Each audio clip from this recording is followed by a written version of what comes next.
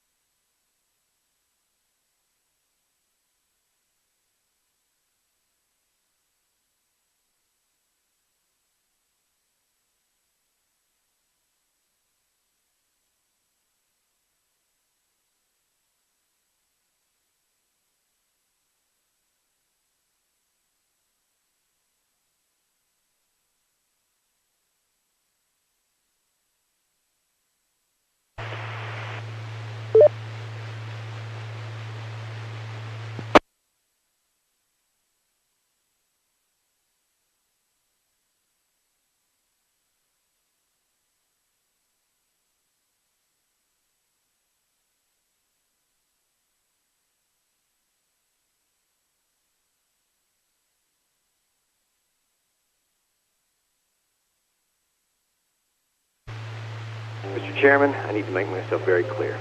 If we uplink now, Skynet will be in control of your military. But you'll be in control of Skynet, right?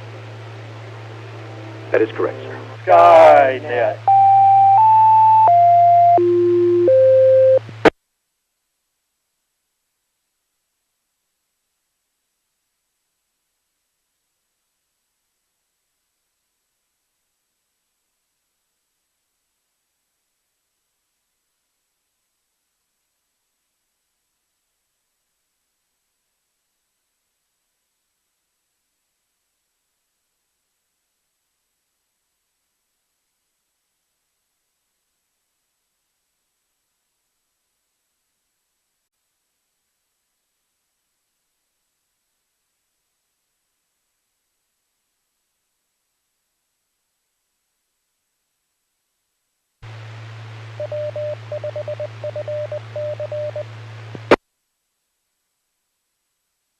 This is N5BB, starting Skynet. This is November 5, Bravo, Bravo. My name is Bill. I'll be your net control session for this Dallas Amateur Radio Club Skynet session. Skynet is a weekly net called every Saturday night at 9 p.m. concerning the subject of astronomy and space in general. Our purpose is to help amateurs become more familiar with the nighttime and daytime sky, astronomy, and space.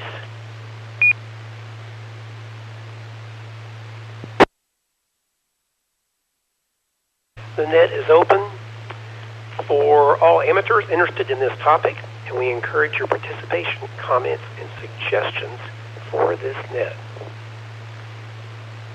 Just a moment.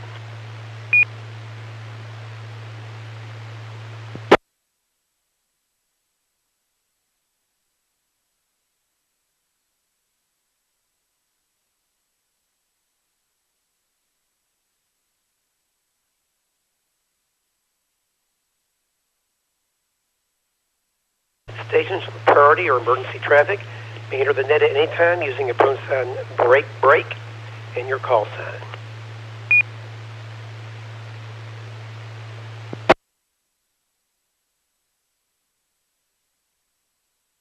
This is a directed net. Please do not transmit without direction from your net control N5BB. Stations are reminded to identify at the end of your transmissions. This weekly net operates on 146.88 megahertz with a PL tone of 110.9. Check-ins via Echolink are possible using W5FC-R station ID, which is Echolink node 37247. And I am logged into Echolink and looking at who's over there. Tonight's topics, astronomy charts, pictures, and live audio-video links are available online. Go to www.w5fc.org right now for the complete list. Remember to tell others about this popular net. You can now check into the net electronically by going to the club website, w5fc.org, look for tonight's Skynet announcement, and click on the hot link to check in. So you just need to enter your call sign and your name and your location, your city. And that's all you need, your call sign, your first name, and your city. I will then acknowledge you on the air. And don't worry, if you don't want to do it electronically, we can still do it over the air, on RF, or on Echolink. If you do check in on RF and you don't use the electronic method, then I will be entering your information manually into the web form. Or at least that's the plan. We will see how well this works. Okay. I've only done this 2 weeks, and it's a little bit different this week than last week. All amateur radios are welcome to attend the net to participate. You do not need to be a member of any amateur radio club to participate. The net's 90 minutes long, structured in several parts. General announcements, Texas Astronomical Society of Dallas, National Space Society, recent astronomical discoveries, the discussion topic of the evening by the net control, Was Up, which you can see if you look up, space exploration and space history, the Constellation of the Week, and if we have time for them, Space Launches of the Week and Visible Satellite Passages. And of course, you can ask astronomical or space questions and get answers if you're lucky.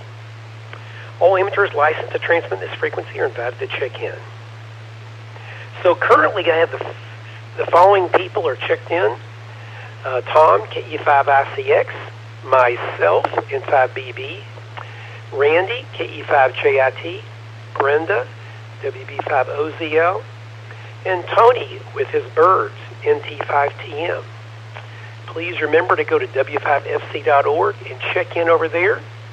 Or if you don't want to, you can check in right now. So do we have any RF check-ins for Skynet? If so, please come now. This is N5BB, net controller.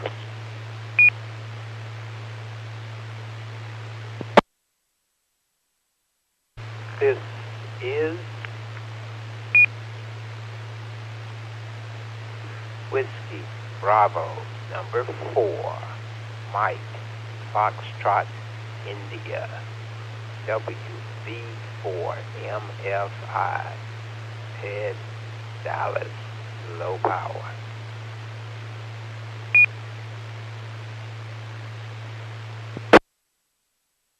This is Kilo Golf 5, Whiskey, Victor Lima, James and Carrollton.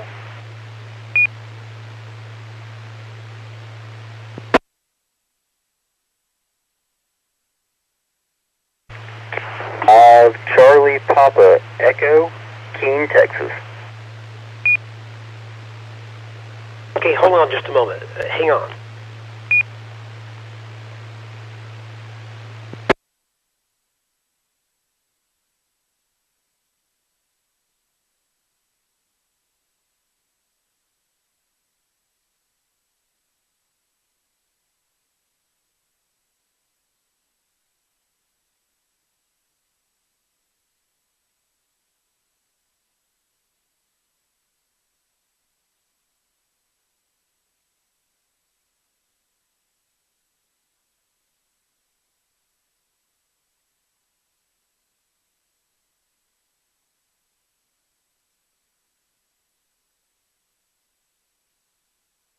Or I may have to go back to doing it manually because it's slower for me to do it on this form. Anyway, okay, I recognize the following people. WB4MFI, Ted. And also I have KF5JHA, Chaz. K5MCD, Cody. And who else was trying to check in on RF? I'm sorry, but I missed you. This is N5BB, Skynet.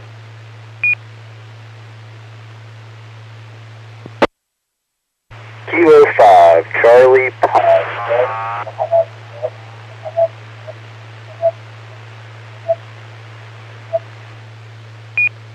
Okay, please pause. We had a bad double. Come back with the Kilo 5 again. Kilo 5, Charlie 5.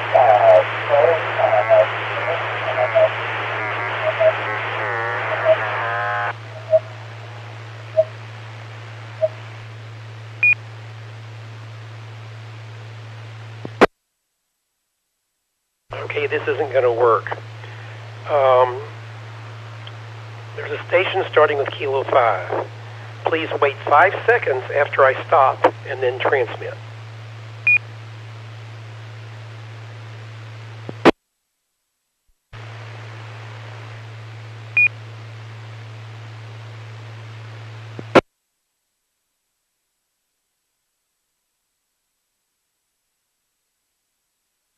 Kilo 5.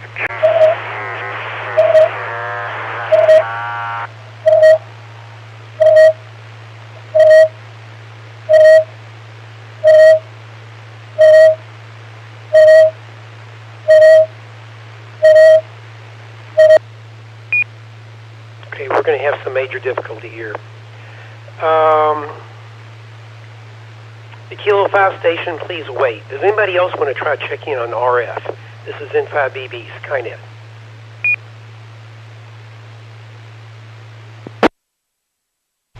This is Mike.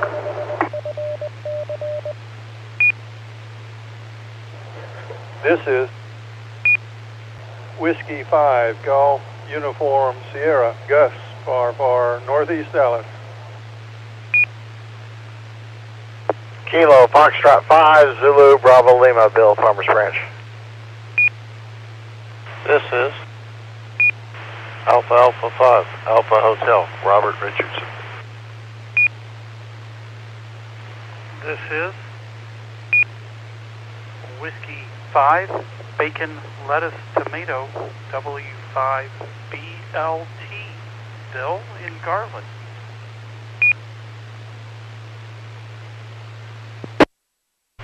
This is Kilo, Golf 5, Whiskey, Victor, Lima, James and Carrollton.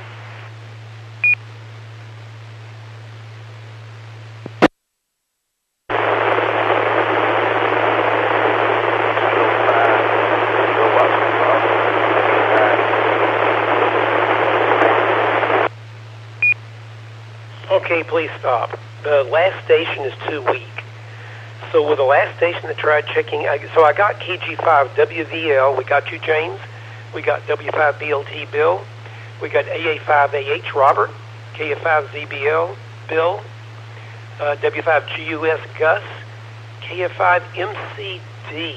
KF5MCD, will you give me your name and location again?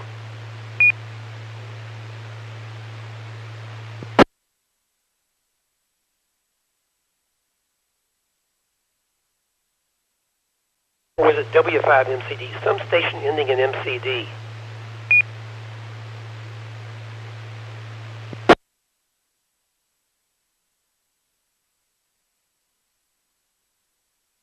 Does anybody have a call ending in Mike Charlie Delta?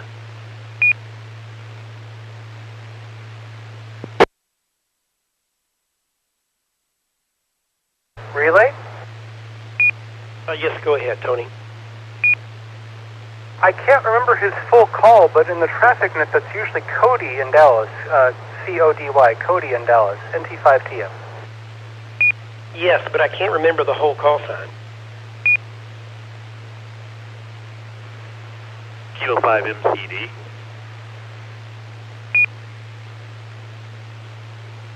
There you are, Cody. I was trying to figure that was you or not. Gotcha, K5MCD. Okay.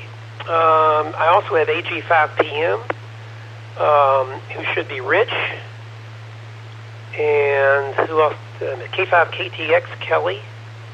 Oh, I see, Cody, you already checked in on the form. Hold on, I gotta correct this.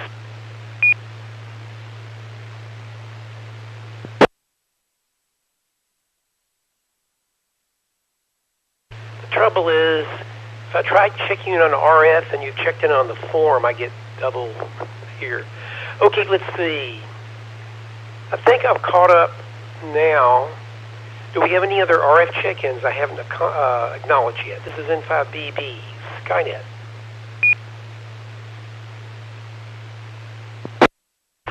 Kilo Juliet 5, Delta Zulu Charlie, Doug, East Dallas. Whiskey 5, Bacon, Lettuce, Tomato, Bill, W5BLT. Not sure if I missed you or missed me, or if I missed you for saying W5BLT.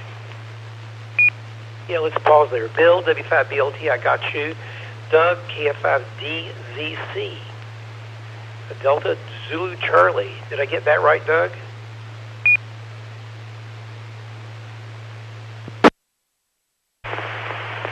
Yes, I think you got it right. I'll repeat just the same. Kilo Juliet 5, Delta Zulu Charlie.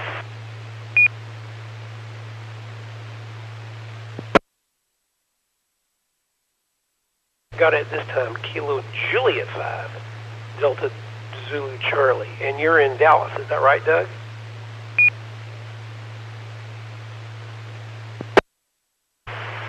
Correct, sir. KJ5DZC. Okay, I think I've got it. Do we have any other RF check-ins? This is N5BB, Skynet.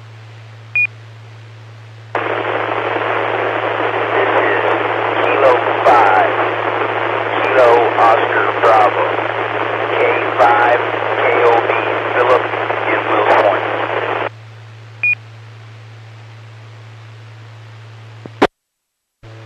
5 Juliet Delta Whiskey, John in Coppell.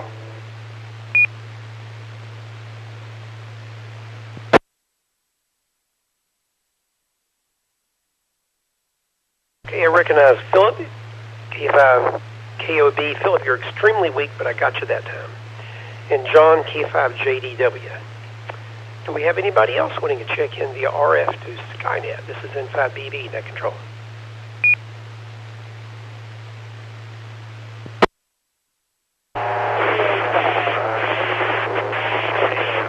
Kilo Juliet 5, Alpha November, Oscar, Danny, and Dallas. Okay, hold on. There was a double. The last station that, I think it was Jamie in Dallas, your audio is very weak. Can you give me your full call sign again and your name?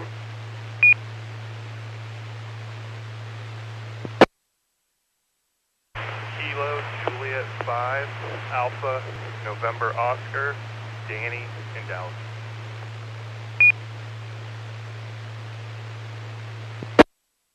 Got it that time, Danny, KJ5ANO. Okay, and who's the other station?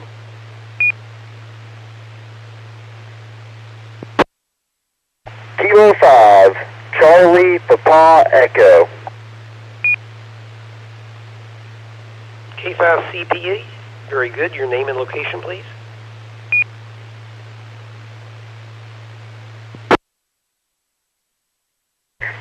So name here is Chandler. Location is Keene, Texas. Keene, Texas. Kilo 5 Charlie Papa Echo. We got you, Chandler in Keene, K5CPE. Very good. Do we have any other RF check-ins to Skynet? This is N5BB, net control.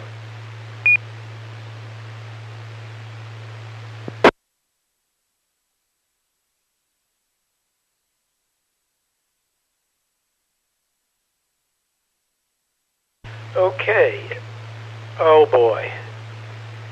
Echolink logged me off. Let me see if I can log in back in. Hold on.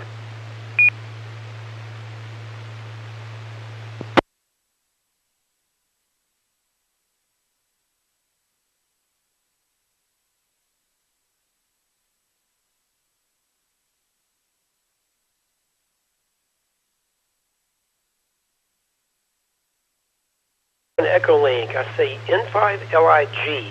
Dale, would you like a check-in on audio?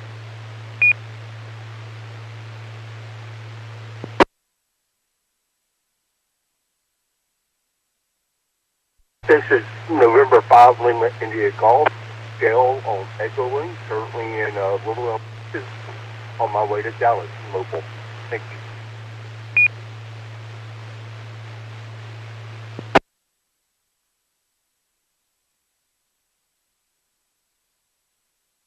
Very good, Dale. N5LIG. I think you said you were in Little Elm on the way to Dallas. Okay, we have Kelly, we have Tom, we have Chaz with Bob the Cat, I believe, yes. We have Brenda, yes, already, and Randy. Okay, do we have any other people that would like to check in to Skynet via any mode? This is N5BB, net control.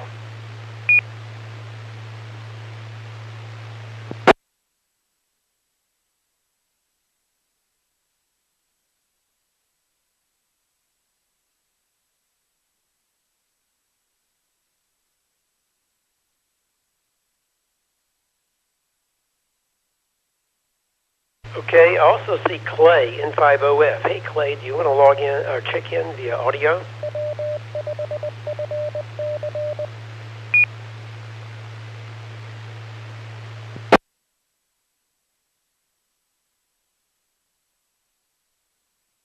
That was good, Tommy. I just got connected. Yeah, this is Clay, November 5, Oscar, Foxtrot, and the Q. Thanks a lot. Yep, I saw you come on. Also, I see Stephen, W5SPH. Stephen, would you like a check-in on audio or text? If you come in, please tell us where you're located.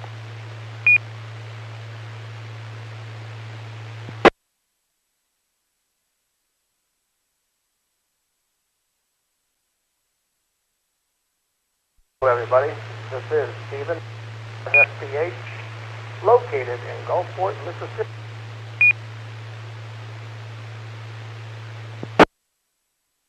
Very good, Stephen. W5SPH in Gulfport, Mississippi. Thank you for checking into our net again. I think you were here last week, if I remember correctly. Very good. Okay, do we have any other check-ins to Skynet via any mode? This is N5BB, net control.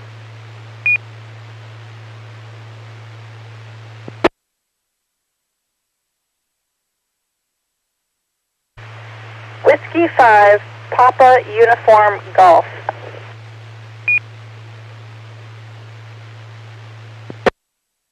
W5PUG, good evening. Please tell us your name and location.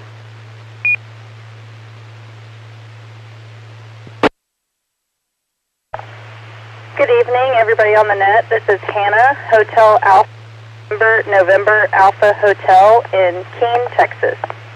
W5PUG.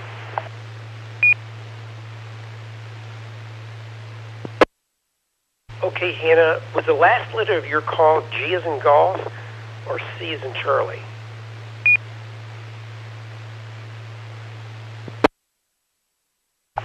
G as in golf. W5PUG.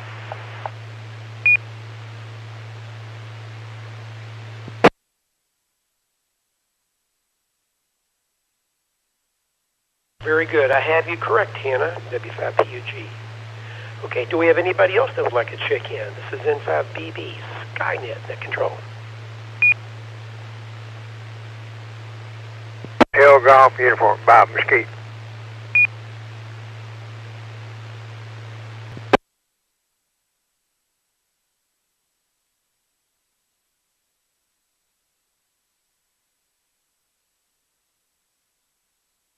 Very good, Bob. KF5HGU. Do we have any other check-ins?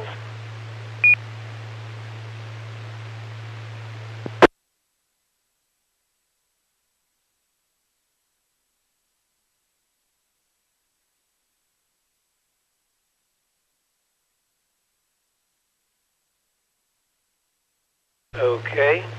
Well, I hope if anybody else checks in online that it goes to the bottom of the list. Otherwise, I'll never notice it. But anyway, let me continue with the script for Skynet. Do we have any general announcements? These may be things about amateur radio, astronomy, or space. Anything of general interest to licensed hams. If you have any kind of announcements of any kind, please come now with your call sign only. This is N5BB, Skynet.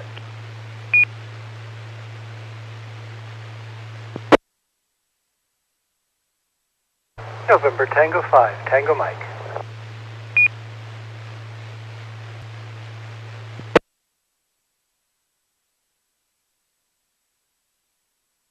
NT5TM. Go ahead, Tony. If you have amateur radio announcements, do those first, please.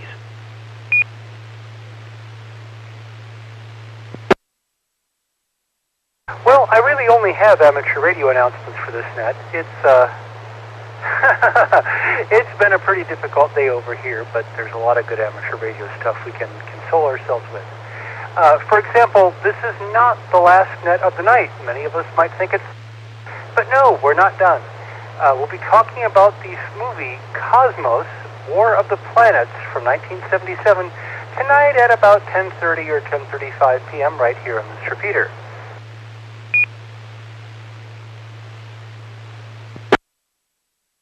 Tomorrow we have the meeting on the air at 7 p.m. This is an on-the-air informal meeting of anyone who'd like to share what's been going on in their ham world.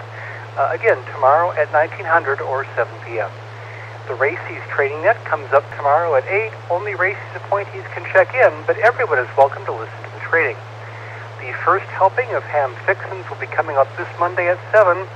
And also, very importantly, the Dallas Amateur Radio Club meeting will be taking place this Tuesday. Romy, NAWWR, will be presenting on scanner technology. You can find out more details about the meeting at w5fc.org. But the most important part to remember is the fun part of the meeting with the presentation starts at 7 p.m. We're in the third floor community room of the Dallas Medical Center. That's the former RHD Hospital, the northeast corner of Webb Chapel and LBJ. Despite the word hospital, parking is free.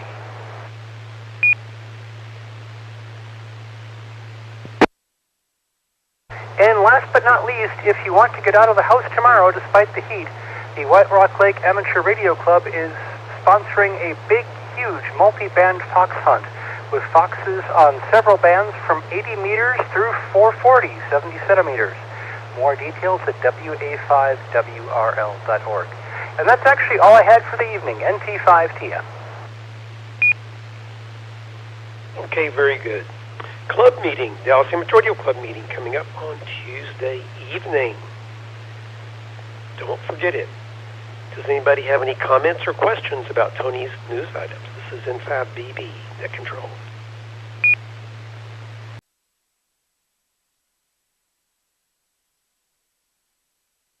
Does anyone have any additional news items of any type? If so, please come down.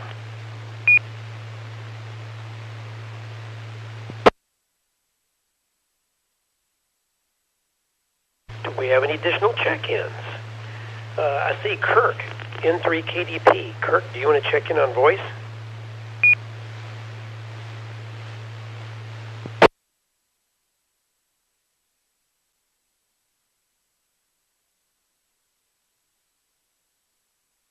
Echo Link, I was just listening.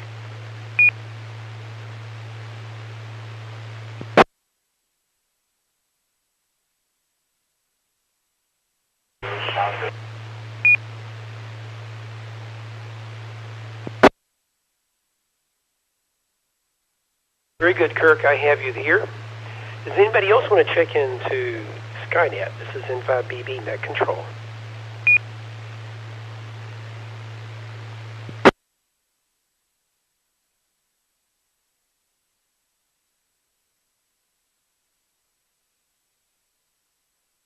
Okay. AMSAT has various nets available to Dallas residents. Tuesday evenings at 8 p.m. you can check in on this frequency on Tuesday evenings at 8 p.m. except for next week because it's the first Tuesday of the month and we have a club meeting then. But all other Tuesday evenings at 8 p.m. check in on this frequency to talk about satellite stuff and the Amateur Satellite Corporation. Then there's an AMSAT group in Houston. Go to www.amsatnet.com and you can find out things about it. Then this is confusing the way that it's written up. Anyway, then here there's an AMSAT net on Wednesday evening on the Arlington 147.14 megahertz repeater with a PL tone of 110.9 and a positive offset. This net is at 9 p.m. on Wednesday. This is another AMSAT/satellite net, Wednesday at 9 p.m. on the Arlington 147.14 megahertz repeater. Dallas has a lot of nets on Monday evening. You can check the W5.FC website. Then I just want to read the net that's coming up here this coming Monday. It should be the first week, Monday of the month. It's the Ham Fixings net about cooking. Bring your favorite or new recipes, cooking tips or techniques. This is 7 p.m. this coming Monday on this frequency. Randy, K5JIT is net control. On Friday, we'll have the Cert City Simulation Net at 8 p.m. on this frequency. Saturday nights are the Night of Nets. At 7 p.m., we have TechNet, talking about technical related things. From 9 to 10:30, we have this net, Skynet, talking about astronomy, space, and space exploration. We have the Afterglow Movie Net at 10:30 p.m. to about midnight. On the first and third Sundays of the month, we have the Dallas Amateur Radio Club meeting on the air. So that will be tomorrow evening at 7 p.m. on this frequency. Then after that net, at 8 p.m., we'll have the Races Net, Dallas Races Net on this frequency. This is Sunday at 8 p.m. Do not check in unless you're a RACES member. Listen before transmitting. Daily, we have the ARRL National Traffic System net at 6:30 p.m. on this frequency. And there's a late net at 9:30 p.m. every evening on the 146.72 megahertz Irving repeater. Anybody is welcome to check in on any of these nets except for the RACES net, where you have to be a RACES member. Only transmit after you're directed to. Listen before transmitting. Tonight we have a movie, Cosmos, War of the Planets. This is a joint American-Italian production, and I think there's problems due to that. Tom, K5ICX, do you want to describe this movie for us? This is in 5dB.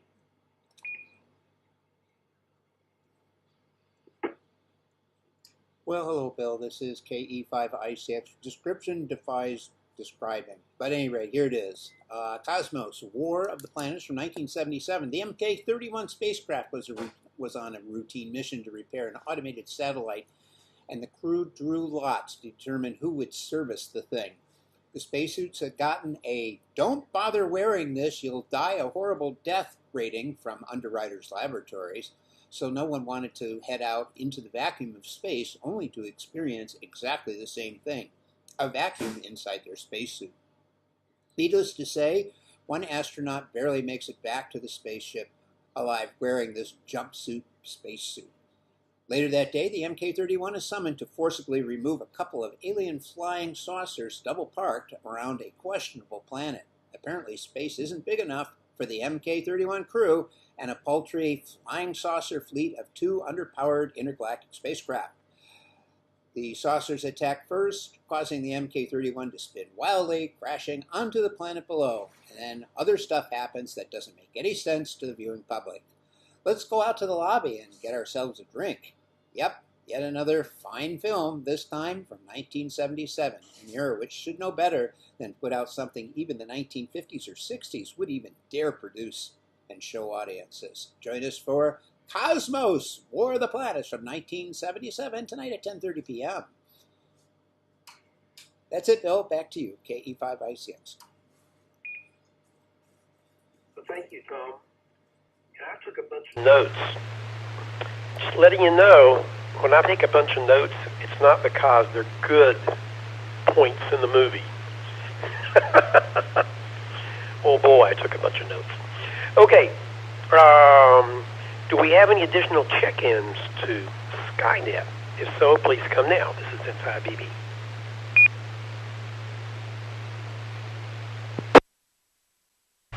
This is Kilo Juliet 5, Charlie Golf Tango, James in Dallas.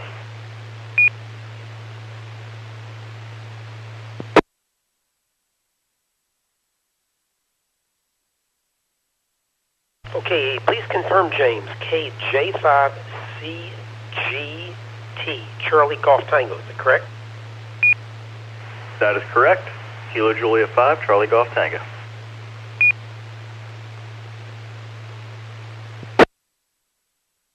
Very good, James. Thank you very much. Okay, just to make sure I've got everybody, I'm going to read out in the order they're on the list. Everybody check into the net now, so please listen for your call sign. KE5ICX, N5BB, KE5JIT, WB5OZL, NT5TM, K5MCD, KF5JHA, K5KTX, AG5PM, WB4MFI, W5GUS, KF5ZBL, AA5AH, W5BLT, KG5WVL, KJ5DZC, K5KOB, K5JDW, KJ5ANO, K5OF, W5SPH, W5PUG, KF5HGU, N3KDP, KJ5CGT. Wow, with the KJs and the KGs, it's a little, I got to enunciate very clearly. If I did not call your call sign and you're here, please come now. This is N5BB, Skynet.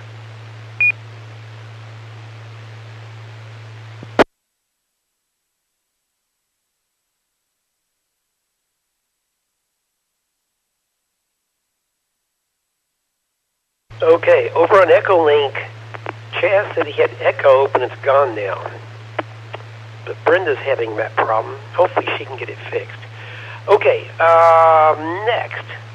Let's see what's next for Skynet. It's now time for Chaz, Texas Astronomical Society of Dallas. Take it away, Chaz. This is N5BB.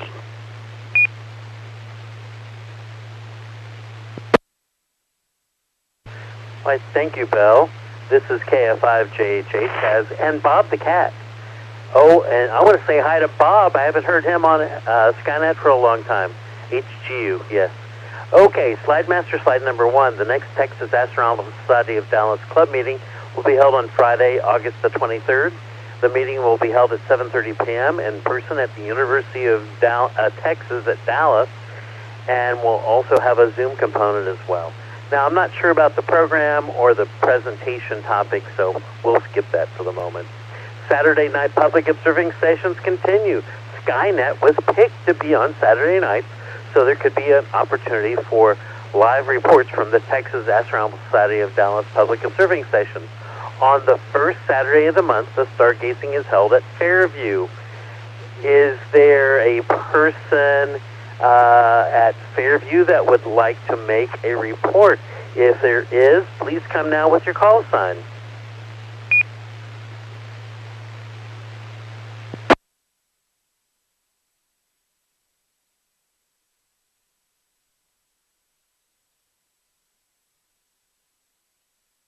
Well, I was in contact with the person that's running the event. They're probably going to be taking a peek at Saturn, some multiple star systems like Epsilon Lyra and Alberio, and maybe some interesting things in Sagittarius like the Swan Nebula or maybe a globular star cluster like M4 or M10.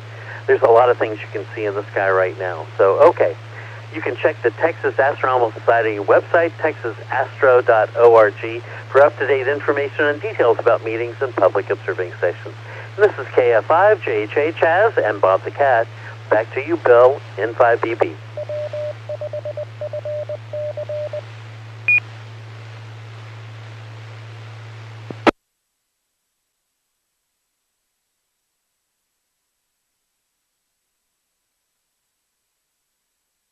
Okay, thank you very much, Chaz.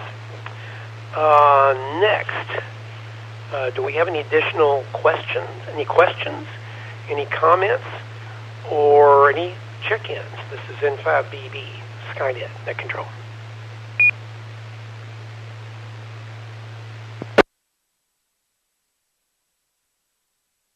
Kilo Charlie 5, Mike Pop Oscar, Jamie, North Dallas.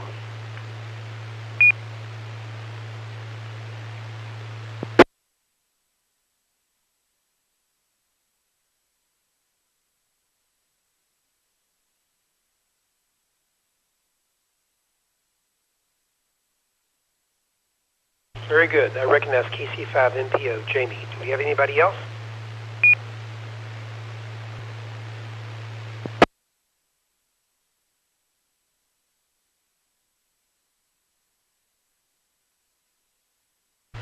Okay, next we have the National Space Society. This is N5BB. I happen to be the membership director and the member at large for the North Texas section, a chapter of the National Space Society. If you have any questions or comments about National Space Society, please send them to me at space@byram.net. That's SPACE@BYROM.net. Or you can find my another email address on QRZ for me. The National Space Society is a non-profit group based in the U.S., which is interested in the exploration and development of space and the creation of a spacefaring civilization. The North Texas chapter of the National Space Society has a monthly meeting at 3:30 p.m. on the second Sunday afternoon of each month. The meeting location is Spring Creek Barbecue on the southwest corner of Highway 183 and Beltline Road in Irving. On the last Friday evening of each month, from 6 to 8 p.m., the National Space Society North Texas chapter sponsors a social event called Space Rendezvous. The location is Cheddar's Restaurant, 700 West Highway 635 in Irving. Anyone is welcome to attend and discuss human activities in space with us. No membership in any group is required. Our local NSS chapter website is ntx.nss.org.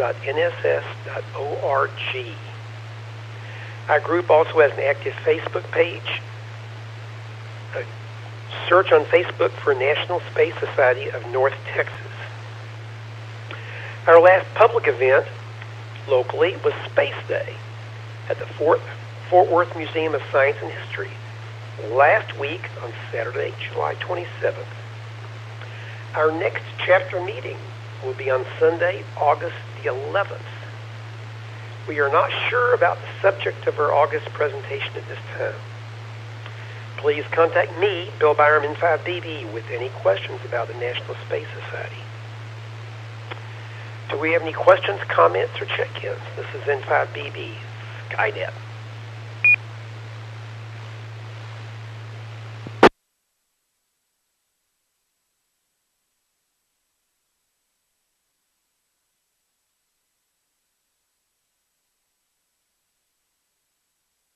Okay, now let's go to Brenda, WB5OZL. Brenda, if Echolink's working good for you, do you want to talk about recent astronomical discoveries? WB5OZL, this is N5BB. Take it away.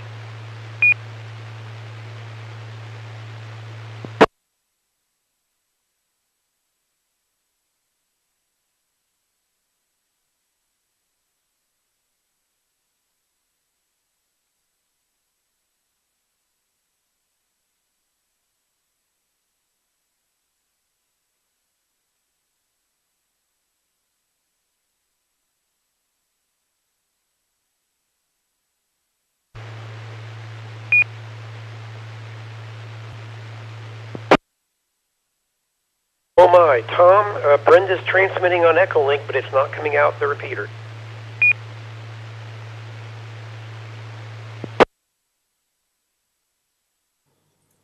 All right, Bill, I'll just go ahead and read it. She needs to fix her audio transmit, so we'll just see how it goes. All right, hold. Thank you, Tom. Go ahead, N5BB. The control for Skynet.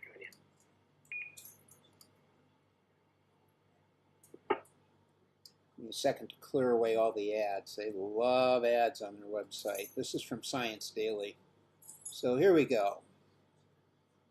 To solve a mystery, here we go. This comes from Science News. The corona is weirdly hot from the Parker Solar Probe. Rules out one explanation. It says S-shaped bends in the sun's magnetic field don't form at the sun's surface like some scientists thought, and it can't directly heat the sun's corona. So here it is. By diving into the sun's corona, NASA's Parker Solar Probe has ruled out S-band bends in the sun's magnetic field as a cause of the corona's searing temperatures, according to the University of Michigan research published by the Astrophysical Journal Letters. The crown-like atmosphere can be 200 times hotter than the sun's surface, despite being further away from the ultimate source of the heat at the sun's core.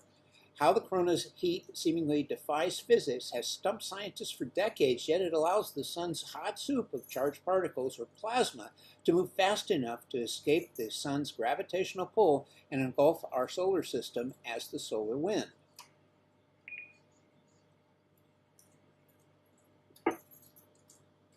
To solve the mystery, NASA built the Parker Solar Probe to dive into the corona and find its heat source. The spacecraft is equipped with a set of instruments designed by Justin Casper, a U of M professor of climate and space sciences and engineering, to directly measure the density, temperature, and flow of the corona's plasma.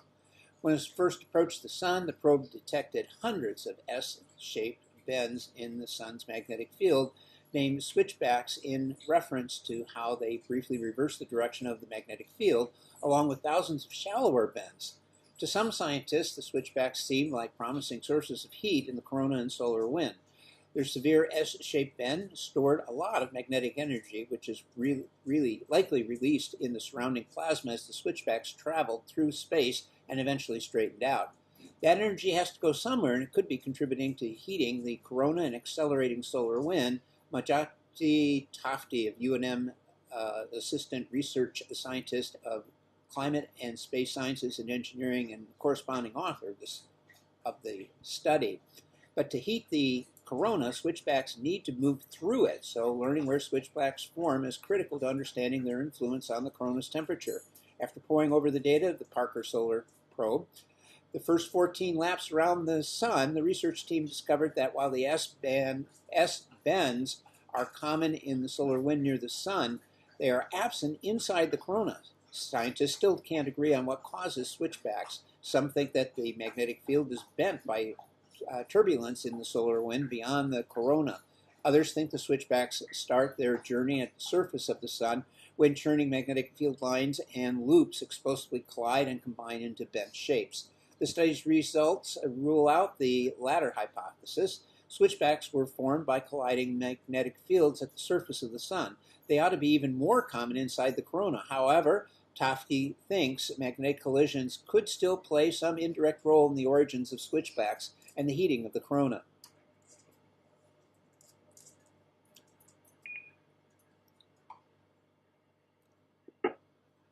Our theory could fill the gap between the two schools of thought on S-shaped switchback generation mechanisms. While they must be formed outside the corona, there could be trigger mechanisms inside the corona that causes switchbacks to form in the solar wind.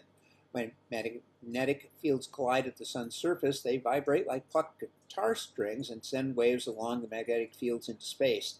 At the same time, the energy from the collisions create very fast streams of plasma in the solar wind. Tafti thinks that fast plasma distorts the magnetic waves into switchbacks in the solar wind. If some of those waves dissipate inside the solar atmosphere before becoming switchbacks, they could also play a part in heating the corona. The mechanisms that cause the formation of switchbacks and the switchbacks themselves could heat both the corona and the solar wind, he said. There currently isn't enough data to favor triggers at the sun's surface over the turbulence in the solar wind as the cause of switchbacks, however. Parker Solar Probe's upcoming trips into the sun as early as December of 2024 will collect more data even closer to the sun. We will use the data to further test our hypothesis, he said. And this research was funded by NASA. This information is available at Science Daily, which should be your first stop for all science information. It's a really great website at sciencedaily.com. Back to you, Bill, KE5ICS.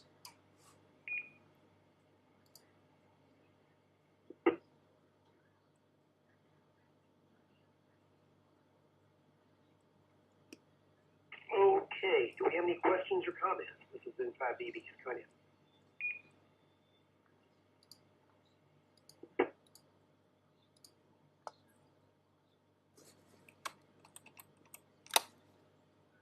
I'm distracted about something else. Okay. Do we have any check-ins?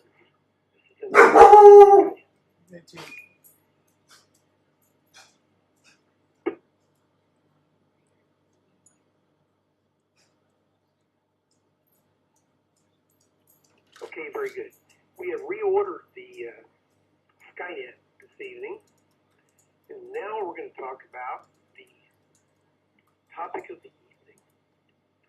Discussion topic for net control. This is Bill Byram in 5BB. The subject of my discussion this evening is, this is the most exciting rock ever found on Mars. This is from Scientific American just a few days ago. Mysterious leopard spots. That's right, like the animal, the leopard. Mysterious leopard spots I'm sure on you a did. Martian rock could be evidence of extraterrestrial life or of a mere lifeless chemistry. Finding out the truth may require bringing the rock back to Earth. Oh my, oh my, oh my.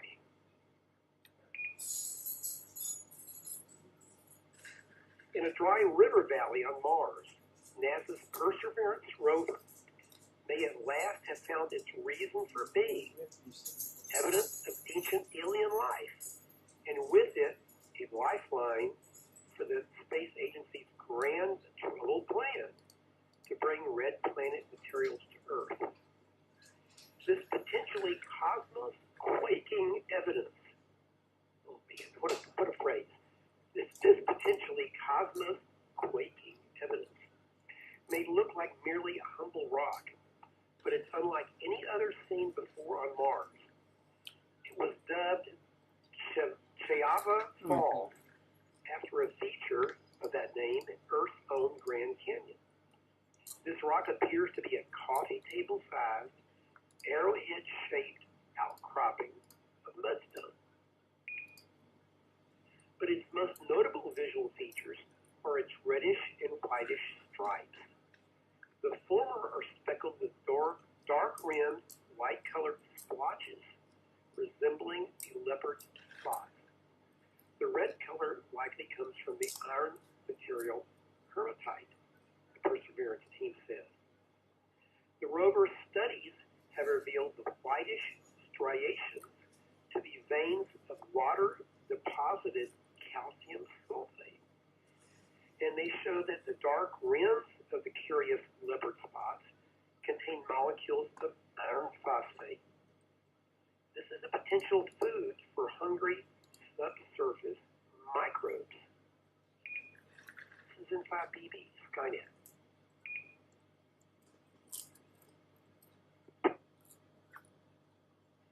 Perseverance's instruments also will show that the rock contains organic compounds, carbon-based molecules that are building blocks of life as we know it. Okay, so these molecules on the Earth are used as building blocks of life. Okay. This is the rare find for the rover, which has been exploring in and around the planet's Jezero crater since landing there in February of 2021. Perseverance's precursor, the Curiosity rover, also found organics during the explorations of another region, Gale Crater. I want to add here that the term organic chemistry doesn't necessarily mean things created by life. It just has to do with the kind of chemistry. It's things that life uses, but they also can be created by non-life processes. Taken cumulatively, Perseverance's data showed not only that water long ago percolated through this location, Chayava Falls, but also that the mudstone once hosted other conditions that are typically associated with microbial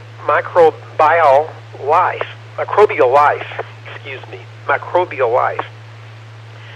And hematite-laced sedimentary rocks on Earth, chemical reactions can create similar pale ring spots. And these reactions liberate energy that can sustain single-celled organisms within the stone. That was more than enough to compel the Perseverance team to command the rover to drill and stash some of the rock in one of its sample tubes for eventual retrieval and delivery to Earth by future missions. That grab-and-go plan, dubbed Mars Sample Return, is a collaboration between NASA and the European Space Agency. It is managed by NASA's Jet Propulsion Laboratory, which also built and operates Perseverance. Extensive schedule slips and multi-billion-dollar budgetary overruns, however, have thrust the project into uncertainty. The Mars sample return is currently undergoing replanning to find a faster, cheaper way to, a faster, cheaper way to get Perseverance's caches of precious samples back to Earth. This is N5BB, Skynet.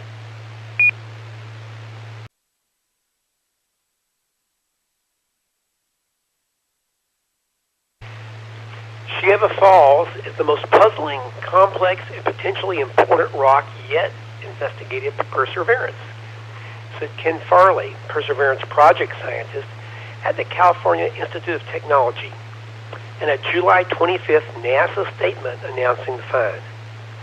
On the one hand, we have our first compelling detection of organic material, distinctive colorful spots indicative of chemical reactions that microbial life could use as an energy source, and clear evidence that water, necessary for life, once passed through the rock. On the other hand, we have been unable to determine exactly how the rock formed and to what extent nearby rocks may have heated the Shieva Falls and contributed to these features. This is N5BB, Skynet. So how did the rock get its spots? The Perseverance team noticed and targeted the rock in late June as the rover was trundling across the northern slope of Neretva Vallis, a half-kilometer-wide channel carved out eons ago by a river rushing into Jezero Crater, which once held a large lake in a delta system. As Perseverance's early observations of the rock slowly trickled back to Earth as radio waves, the increasingly astonished team began a frantic, around-the-clock scramble to gather as much data as they could, and a crucial sample, before the rover had to move on to other pre-planned targets. The Shieva Falls rock may have initially formed from cemented muck on the riverbed, with the conspicuous calcium sulfate veins being deposited later, the mineral-rich fluid seeping through cracks in the rock. But this straightforward scenario is complicated by something else Perseverance has glimpsed in the rock's veins. Tiny crystals of olivine, a greenish mineral that forms from magma. The mineral's presence in the veins, the rover scientists say, may mean that the olivine and the sulfate alike were transported into the rock by inhospitably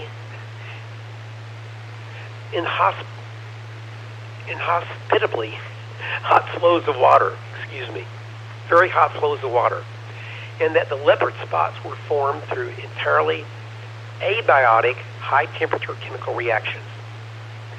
The rocks above and to the north of Shieva Falls, identified as the margin unit, are very different and are enriched in olivine, says Katie Stack-Morgan, Deputy Project Scientist for Perseverance at JPL. The olivine we see in the Shieva Falls veins may be related to the emplacement of the nearby olivine-rich margin unit. Earlier observations from Perseverance revealed that exposed bedrock downslope of the Shieva Falls rock is very similar in composition, even including organics and small dark clusters of minerals, Stack-Morgan says. But no other rock yet examined shows the distinctive leopard spots. This is N5BB, Skynet.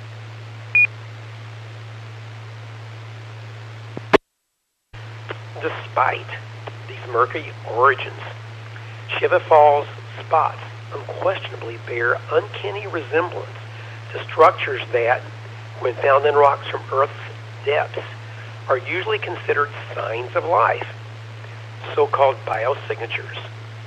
Technically termed reduction spheroids, these features typically form from organic matter entombed in sedimentary rock that is rich in oxidized or rusted iron, which gives such rock a ruddy color. Flowing water can facilitate redox reactions between the organic matter and the surrounding rock, donating electrons to the oxidized iron and bleaching it white. Microbes in the rock can enhance and piggyback on this process, using the flow of nourishing electrons to fuel their metabolisms. The eventual result is a pale sphere of reduced iron laced with other trace metals and potentially microbial microfossils, a sort of buried oasis in the depths. Significantly, these reduction spheroids are likely the only biosignatures for subsurface microbial life that you could see with your eye or the cameras on our rover, says David Flannery, an astrobiologist and member of the Perseverance Science team at Australia's Queensland University of Technology. But because these structures can also rise from purely abiotic processes, they can't solely constitute ironclad evidence for past life, especially when they're being remotely studied by a robot on an alien world located millions of kilometers away. Even on Earth, there's surprising little work on these reduction spheroids, in part because it's so hard to understand these things. Bring it home. This is N5BB, Skynet. Although this Shiva Falls rock is nowhere close to proof of life on Mars, for the scientists eager to study it in even more detail, it's the next best thing. The most promising rock yet found for potentially discovering fossilized Martians. It certainly is exciting, says Caleb Scharf, senior scientist for astrobiology at NASA's Ames Research Center, who is not part of the Perseverance team. This discovery represents one of the better arguments for returning samples from Mars or for sending new devices and instruments that expand how we can interrogate the evidence on Mars. We have zapped that rock with lasers and X-rays and imaged it literally day and night from just about every angle imaginable, Farley said in NASA's recent statement. Scientifically, Perseverance has nothing more to give. To fully understand what really happened in that Martian river valley of Jezero crater billions of years ago, we want to bring this sample back to Earth so it can be studied with the powerful instruments available in laboratories. Those powerful instruments, Stackbergen says, would include bulky, delicate electron microscopes and mass spectrometers, which are ill-suited for packing into an interplanetary robot. Such equipment could scrutinize a sample for a wide assortment of biosignatures, while also pinning down details such as the age of the leopard spots, dark rims, the timing of the rock's interactions with water, and even the temperature at which some of its minerals formed. Perhaps most importantly, while Perseverance is presently mute as to the nature of Shiva Falls organic compounds, Earth-bound equipment could reveal the type and complexity of molecules in that material to determine whether it has biological origins. First, however, NASA and the European Space Agency must figure out how the Mars sample return mission can bring it home. End of article. This is N5BB Skynet. So, another reason to somehow get the Mars sample return mission on the road, but right now it's paused because it's getting real expensive and they're not really sure if their current methods will work. So as I understand it, NASA is trying to see if any other groups have bright ideas about how to reinvent the Mars sample return mission. Oh well. Okay, this is N5BB, net control for Skynet. Any questions, comments, or check-ins? Go ahead.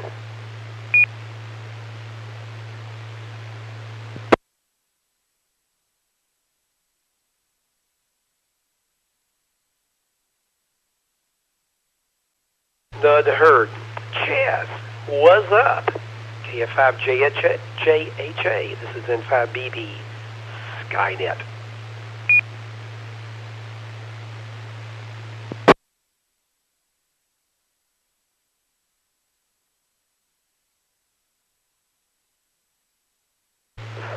Sorry, I dropped my microphone. This is KF5JJ, Chaz, and Bob the Cat. We call this segment of Skynet What Is Up because it's all about what's going on astronomically over the next couple of weeks and beyond. That was slide number 2. Slide Master, slide number 3, please. Ooh, I've got my YouTube version up here on the tablet, so there's Bob the Cat and Chaz. Yeah, Chaz is at turkey trot with a turkey on his head. Yeah. Slide Master, slide number 3. About 10 days ago, I received a telescope camera called ZWO C-Star S50. It was cloudy that Wednesday, so I was unable to use it. But over the last 10 days, I've had much less than normal sleep due to imaging the all-night and all-day sky. Slide Master, slide number 4. On Thursday, August the 1st, just a couple days ago, I was able to take this picture of the sun using the provided solar filter with the C-Star. The sun is near its 11-year solar maximum, and thankfully we had a topic on that just earlier. We have talked about the solar cycle on the past Skynets and about, of course, recently, about what causes sunspots. Slide Master, slide number 5. Now this week I took the picture of M16, the Eagle Nebula, and M10, the globular star cluster. Again, the levels of detail on these pictures with the C-Star is remarkable, considering that these were all taken inside Mesquite. Hello, Bob and Clay. Those are neighbors of mine. And at an intersection of 2 freeways and the super bright LED parking lot lights that are just a few feet away. Now, you can look ahead for more pictures that I'll share with you on the next versions of Skynet. Slide Master, slide number 6.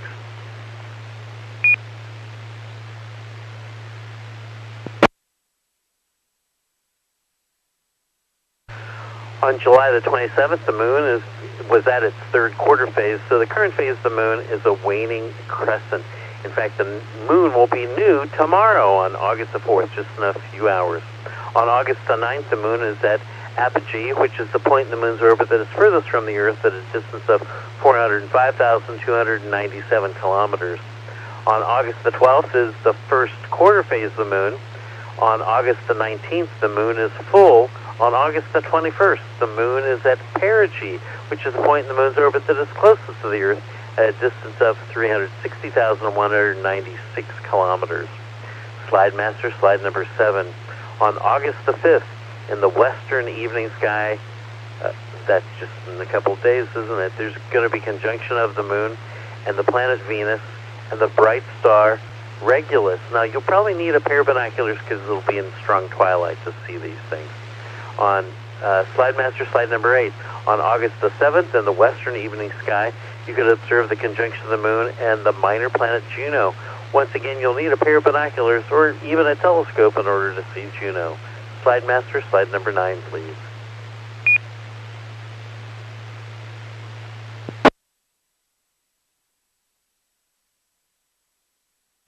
On August the night of August 11th and 12th is the peak of the Perseid meteor shower. Around 100 meteors per hour can be observed during this peak. The best time to observe meteors is the hour before dawn in the morning sky. You can get more information about meteors and meteor showers. You can visit the International Meteor Organization at imo.net or the American Meteor Society at amsmeteors.org. Slide Master, slide number 10. On August the 13th, in the southern evening sky, the moon and the star Antares are in conjunction.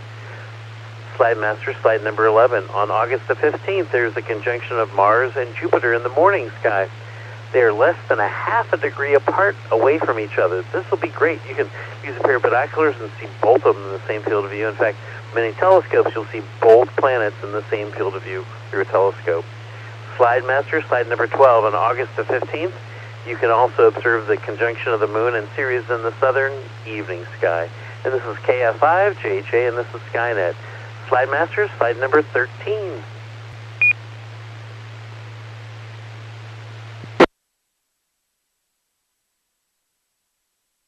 Now, do any of you out there in Radio Land have any questions or need a fill on any of the information? Or maybe you just have a general astronomy question. Come now with your call sign if you have a question or need a fill.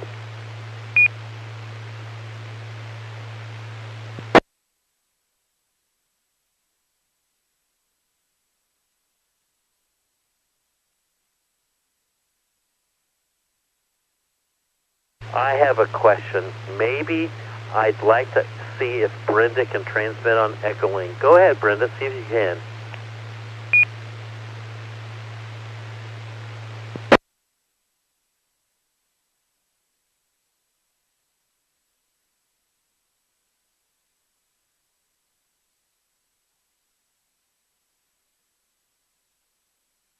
No, she's coming out on Echolink, but it's not coming out on RF, Tom, in 5BB.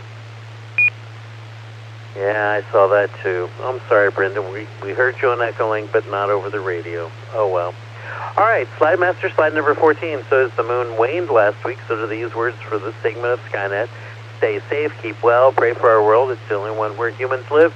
And until next time, well, actually, I'll be doing another Skynet segment in a few minutes. Keep looking up so you know what's up. And this is KF5, JHA, back to our net control. Bill, it's yours, N5BB. Thank you, Chad. Do we have any questions, comments, or check-ins? This is N5BB, Skynet.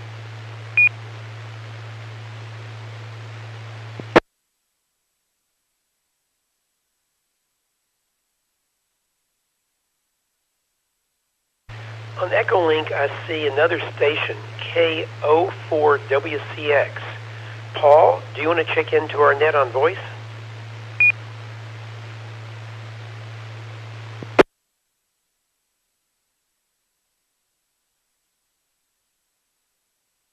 This is Kilo Oscar 4, Charlie X-Ray 04WCX. Paul, coming in via Echolink.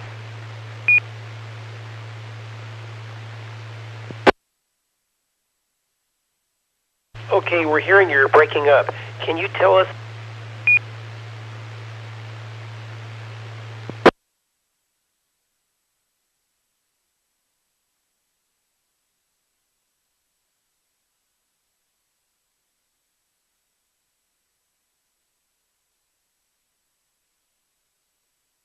Looks like the Echolink transmitter is stuck on right now, unfortunately.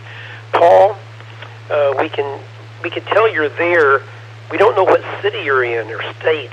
Could you, on Echolink text, could you tell us what city and state you're in?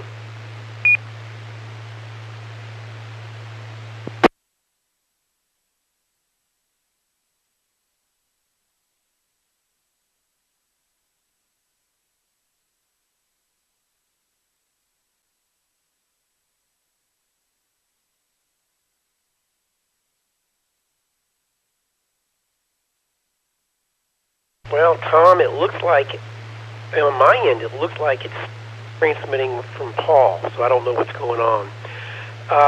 Do we have any other check-ins? This is N5BB, Skynet.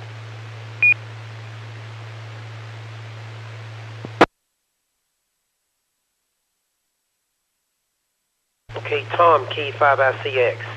Since Echolink doesn't seem to be going through reliably at all, in fact, it looks like it's, on my end, it looks like it's stuck with somebody transmitting now. Do you want to read Brenda's segment for space exploration and space history? K5ICX and 5BD.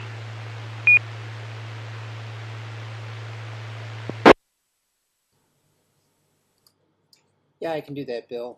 Here we go. This is presented by Brenda, WB50ZL. She put this together for tonight. Space exploration and space history. Space exploration news is as follows. SpaceX is to resume astronaut launches on August 18th with a Crew 9 mission to the ISS. NASA and SpaceX are looking to launch the Crew 9 mission around the middle of the month. Crew 9, SpaceX's next astronaut launch to the International Space Station for NASA, is currently set for August 18th. 4 astronauts will be on board: our Commander Zena Cardman, pilot Nick Hague, mission specialist Stephanie Wilson, and mission specialist Alexandre Gorbanov of Russia's space agency Roscosmos. The mission still has to get a final launch approval from NASA after the second stage of the SpaceX Falcon 9 rocket failed on July 11th due to an oxygen leak, and recently resumed uncrewed launches of SpaceX Starlink satellites. NASA wants to ensure the vehicle is safe for crews ahead of the target August 18th launch date.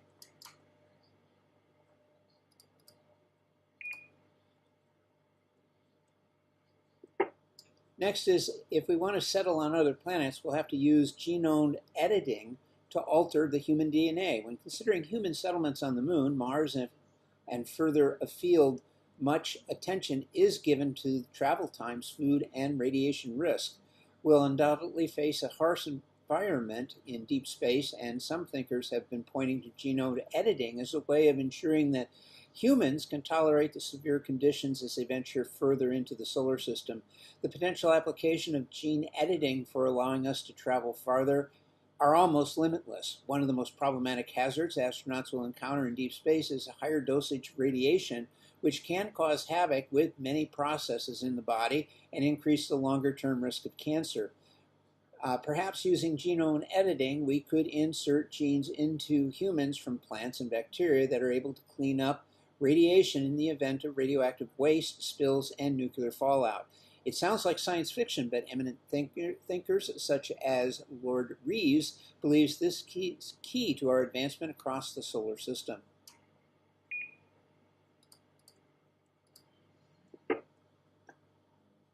And Bill, I think you hinted on this earlier. Sunspot counts hit a 23-year high. The sun is partying like it's 2001. That's the last time sunspot counts were as high as they are now.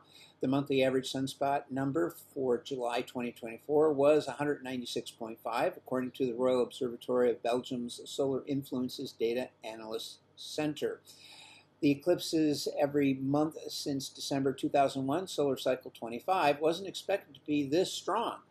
When it began in December of 2019, experts predicted it would be a weak cycle like its immediate predecessor, solar cycle 24.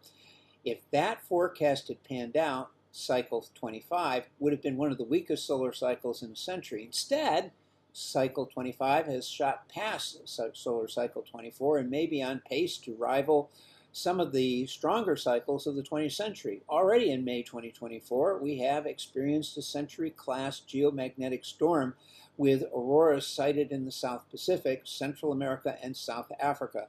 The last time sunspot numbers were this high, the sun was on the verge of launching the great Halloween storms of 2003, which included the strongest X-ray solar flare ever recorded, X45, and a CME so powerful it was ultimately detected by the Voyager spacecraft, which is at the edge of the solar system. Is this solar max? The jury is still out. Sunspot numbers may continue to rise in the months ahead, and based on the behavior of previous cycles, we can confidently expect high solar activity for at least 2 or 3 more years. Stay tuned.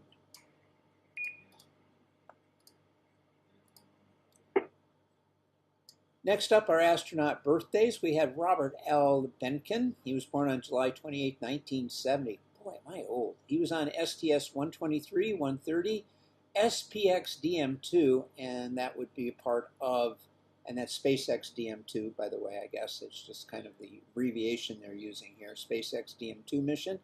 And that would be part of Expedition 63.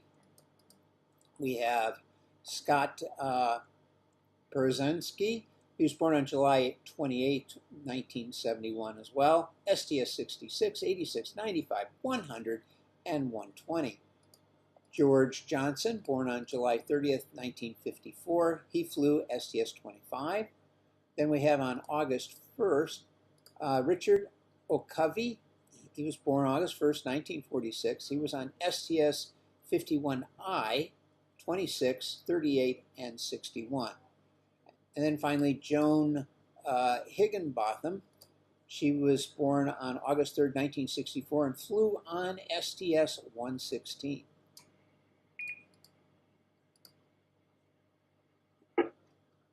And this week in history, on August 1st, 1774, oxygen was discovered by Joseph Priestley. He called it philosticated air. Good luck with that one. Philosticated air, he says. That he later discovered sulfur dioxide, which he named vitrilic acid air. Guy had quite the vocabulary. Next up, Apollo 15, which flew from July 26 to August 7th of 1971, was the 9th crewed mission in the United States Apollo program and the 4th to land on the moon. It was the first J mission with a longer stay on the moon and a greater focus on science than earlier landings. Apollo 15 saw the first use of the lunar roving vehicle. The mission began on July 26th and ended on August 7th, with the lunar surface exploration taking place between July 30th and August 2nd. Commander David Scott and lunar module pilot James Irwin landed near Hadley Rill and explored the local area using a rover, allowing them to travel farther than the lunar module than had been possible on previous missions. They spent 181 and a half, I think this is 8 now. It's got to be 18 and a half hours on the moon surface with 4 extravehicular activities, or EVAs, and collected 170 pounds of surface material. During the return trip, Command Module pilot Al Worden performed the first spacewalk in deep space. The Apollo 15 mission splashed down safely on August 7th, despite the loss of one of its 3 parachutes.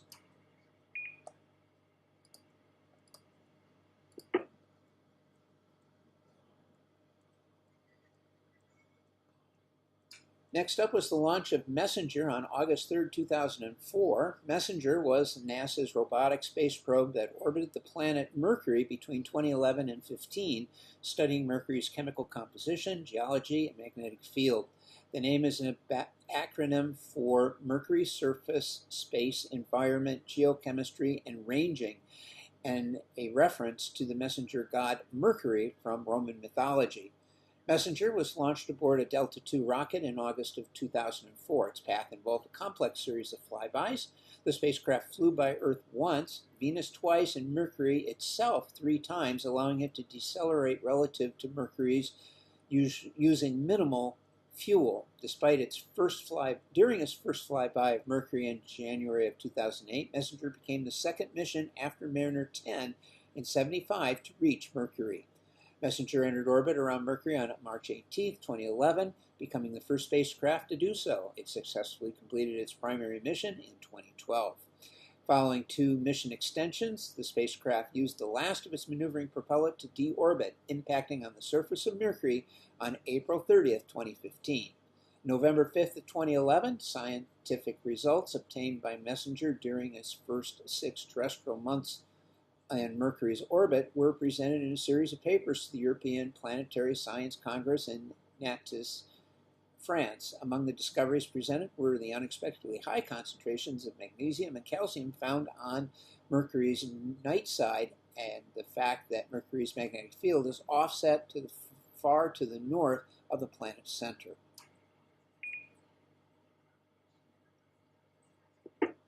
On July 3, 2008, the Messenger team announced that the probe had discovered large amounts of water present in Mercury's exosphere, which was an unexpected finding. In the later years of its mission, Messenger also provided visual evidence of past volcanic activity on the surface of Mercury, as well as the evidence of liquid iron planetary core.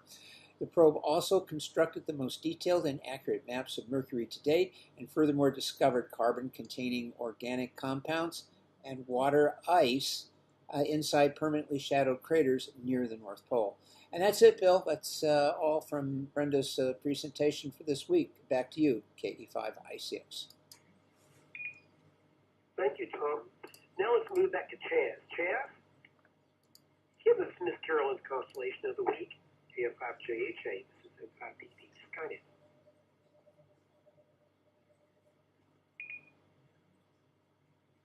Okay, I'm warning you. I only have about 2-3 hours worth of material, and we have 6 minutes left. Let's see what I can do. Slide master, slide number 15, please. Miss Carolyn's constellation of the week is named in honor of Silent Key Carolyn, KC5OZT.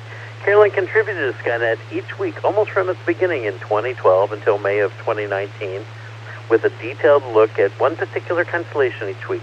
Since there are about 52 easily visible constellations seen in Texas throughout the year out of the total of 88 constellations, so Miss Carolyn covered the entire sky as seen over North Texas in a year. And in her honor, we've continued that tradition of a constellation per week and named this segment after her. Miss Carolyn's constellation of the week this week is Lyra, the Harp. Now, Lyra represents a small hand harp called a lyre. If you've seen a picture of an angel holding a harp, then you've seen a picture of a lyre. If I harp on too much about this constellation, you can just call me a liar. Okay, well, that's one joke.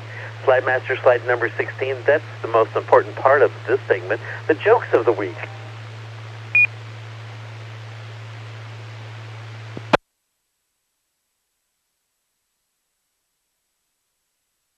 I was just telling Brenda, let's see now, I'm using my phone over here to text her. I have a ham radio over here.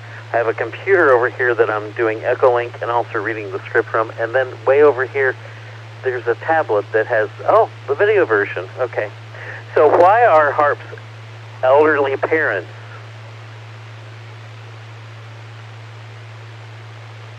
Why are harps like elderly parents? Because they're both unforgiving and hard to get into and out of cars. How long does it take a harp to stay in tune? Oh, well, it's only about 20 minutes or until somebody opens up a door. They really need to be tuned like every few minutes. Marriage is like playing a harp. It looks easy until you try it. What do you call a cow that plays a harp? Oh, this one's an easy one. A musician. What do you call a successful harpist? A harpist with a spouse that has two jobs. That's, yeah, okay. It's hard to get a good job as a harpist, I guess. So this is the last harp joke you'll have for tonight. Okay, I'm just stringing you along. This is KF5JHA and this is Skynet. Slide Master, slide number 17.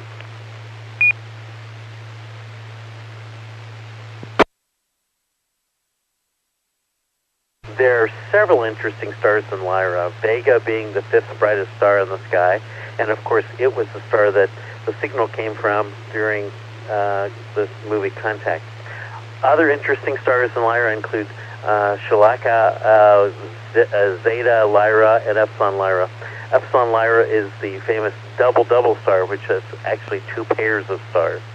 But we'll concentrate on other objects in Lyra. Star cluster that gets overlooked by many amateur astronomers. It is an easy target for binoculars as well as telescopes. It was discovered by Charles Messier himself on January 19, 1779. A pair of 20 by 80 binoculars can see it as a faint fuzzball. I know, that's what I have, and I've used them before. An 8-inch or larger telescope at 100 power will resolve some of the outer stars in the cluster. If sky conditions permit, use 200 magnification, then you'll be allowed to resolve the inner stars of the star cluster. Remember that any globular star clusters are old, forming at about the same time as our galaxy. Normal They're roughly all about the same size as star, which is one solar mass in size. Slide Master, slide number 19. M57 is the famous ring nebula. It's a planetary nebula. Planetary nebulas have nothing to do with planets, but probably got their names from being round in shape for the most part, just like a planet. Planetary nebulae are formed at the end of stellar lifetimes of the red giant star. The red giant swells and loses its outer layer that becomes the round planetary nebula. What's left behind is a faint white dwarf star that's at the center of the nebula. M57 can be found in a 3-inch telescope, but historically 6-inch or larger telescopes usually have been needed to see the ring nebula. Yep, I've seen M57 in my 20 by 80 binoculars. Yep.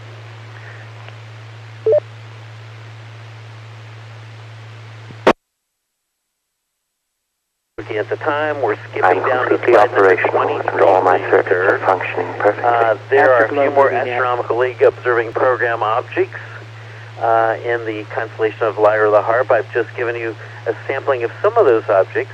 The Astronomical League has, at last count, 74 different observing programs, most of which have around 100 objects. So if you observe just 10 different objects in an observing program in a month, then you can earn an observing certificate and a pen in about a year. And that is slide number 24, Miss Carolyn's Constellation of the Week, Lyra the Harp. I want to thank my friends Dave Hutchinson and Dennis Harwell for the research and words on deep sky objects. that I've used, borrowed, and steal for every Skynet. I also at times use the website constellation-guide.com for information.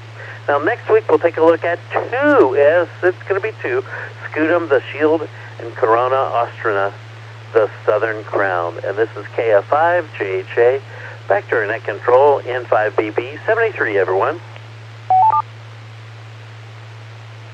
Very good, Chaz. Thank you. Okay, we're going to kind of close the net now. Does anybody have any questions, comments, or last-minute check-ins before I close Skynet? This is N5BB, net control.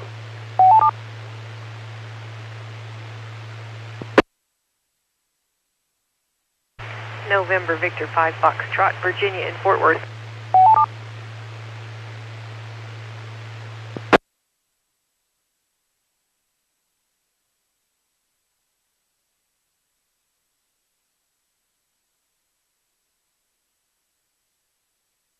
And I recognize NV5F. Hello, Virginia. Okay, that means we had 30 check-ins this evening. I want to thank everybody for participating, including the out-of-state stations. We hope you'll join us here next week and every Saturday night at 9 p.m. to discuss astronomy, space, and space exploration. On this net, the sky is never the limit. We're always looking for net control stations. Send an email to nets@w5fc.org if you are interested. You can follow topics and discussions about this on Facebook and X. Go to w5fc.org and read all about it. Until next Saturday night, this is N5BB, closing a net at 10:31 p.m. local time. Good evening, Tom, K5ICX. Tell us about Afterglow.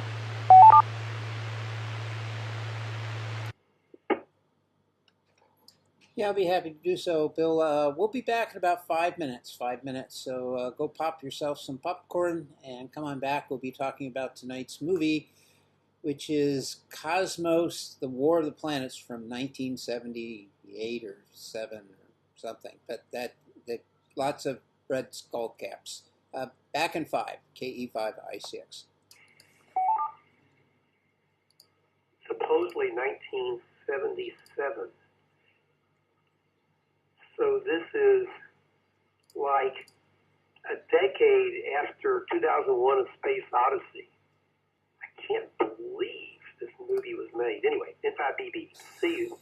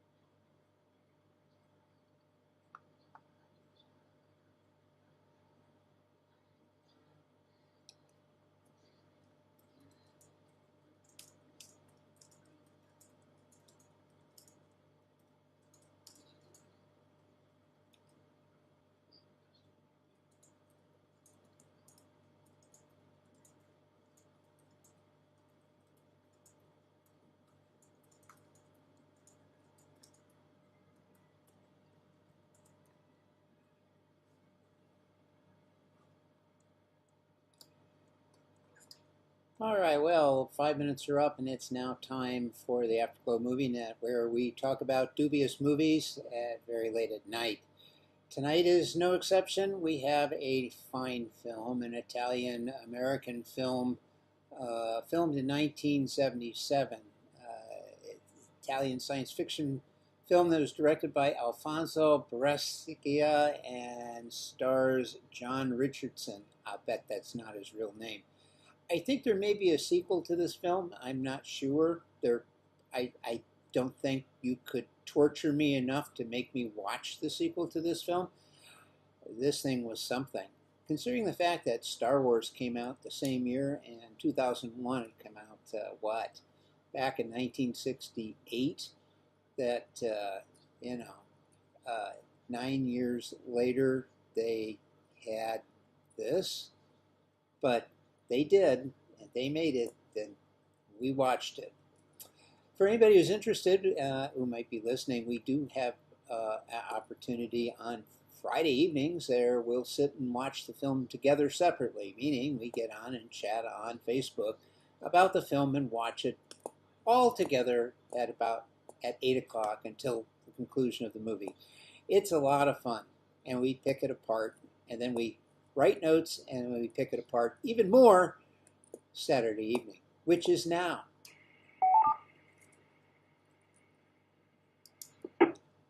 So, in case you hadn't seen the movie, let me briefly go through the plot. It's only a few paragraphs here long. It says, on a spacecraft, crew finds explosions in space and asteroids flying by. They're afraid that they're going to be hit, but their vessel's computer, named Wiz, tells them that they're seeing a refraction of an event that took place millions of years ago. Overjoyed, the crew embrace each other. Later, in the Orion space complex of Captain Mike Hamilton, who is called to report on himself slapping an officer to the base commander, he says that the other officer did not give him a command personally, but told him to follow the directions of the computer. Hamilton and his ship, the MK-31, are sent to repair an automated satellite. One of the crew floats over to the satellite and starts work. Viewing this on the screen, Hamilton is upset because it is required that spacewalkers work in teams of 2 and predicts that the acid in the battery will eat through the astronaut's suit. I can't make this stuff up. The astronaut says he's in control of the situation, but it does start to eat through his suit. Hamilton himself goes to rescue him. Later, a couple of astronauts wish to be intimate, so they recline in separate beds while a light show machine plays between them, while Hamilton tells a female crew member that he does not like this mechanized intimacy and kisses her, and that he prefers the old-fashioned way of kissing.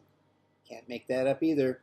The crew of the MK-31 then investigate an unstable planet, or maybe an unstable writer of this story, where 2 flying saucers are seen orbiting it. The sensors of the ship state that these alien machines have disintegrators, and Hamilton commands that they be destroyed, but they struck first, leading the MK-31 to spin quickly. Eventually, Hamilton gets the ship's engines to counteract the spin, and the ship lands on the planet. Porto on this planet, desert planet, teleports people who walk through it underground. The first man through it and a woman who wanders away later gets attacked, but the main body of the explorers meet a race of aliens. Their elder says they are under the control of an evil computer. The astronauts pledge to help the inhabitants of the planet escape their enslavement and succeed in destroying the computer. The ensuing explosion takes out the planet, leading the crew and one surviving alien set off for Earth, only to face further difficulties when a human member of the crew is possessed by a computer and goes on a killing spree. The alien eventually manages to subdue him, heroically sacrificing his own life. All of the crew are pleased at returning to Earth. The voice of the computer Wiz changes to that of the planet's computer. The end. Now, if you think that this description is missing things, you would be mistaken. This is how the movie played out. It makes no sense. But that, I don't want to get ahead of anyone on this. So let's go ahead and do this. We will take check-ins. I will ask for your call sign, your name, and did you see the film? it is not required that you see the film. In some ways, it's a benefit and a blessing to not have seen the film.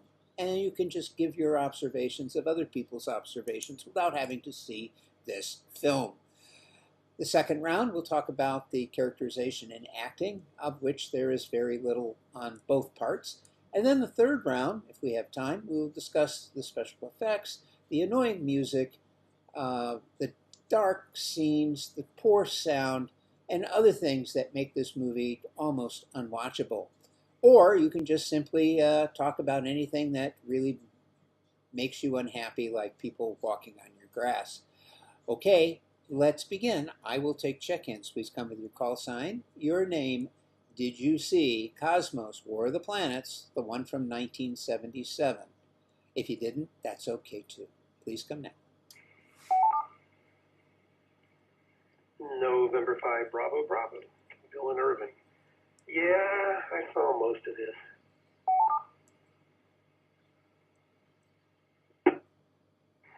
November Tango 5, Tango Mike. Tony in Dallas. Oh no, I did not. November Victor 5, Foxtrot. Virginia in Fort Worth. Believe it or not, I ended up watching this twice. W5, bacon, lettuce, tomato. W5, BLT. Bill and Garland. Yeah, I watched it twice. I was even more confused the second time.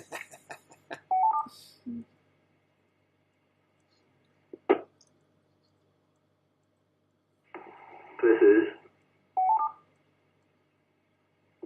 Alpha Golf 5 Papa Mike. I did not watch the movie, and I think it was Tony that said I could brag about that. So I am. AG 5 p.m.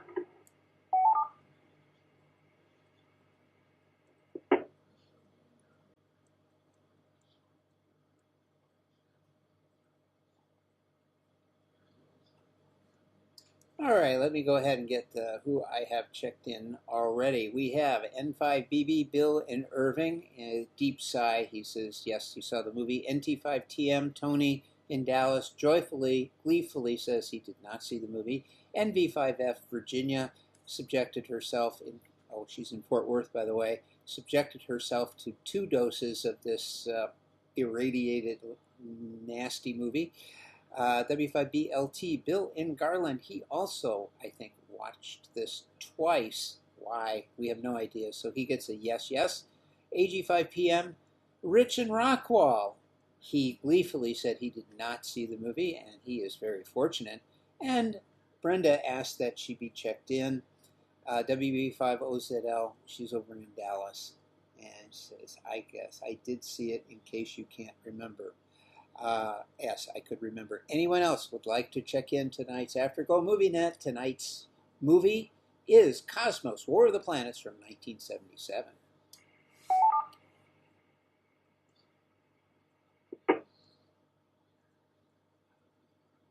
Kilo Bravo 9, Sierra Oscar Kilo. Sean in Fort Worth. I only watched it once.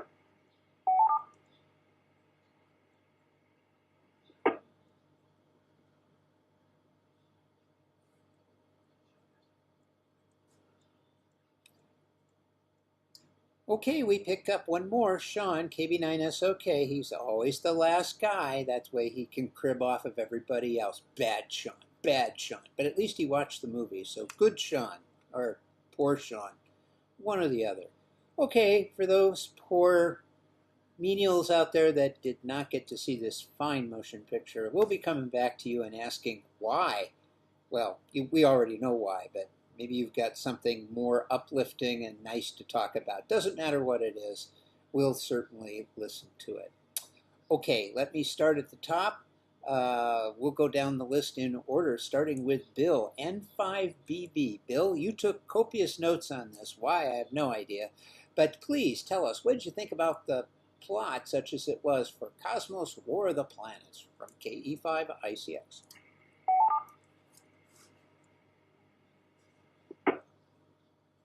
This is N5BB. First, let's just start with the title. Cosmos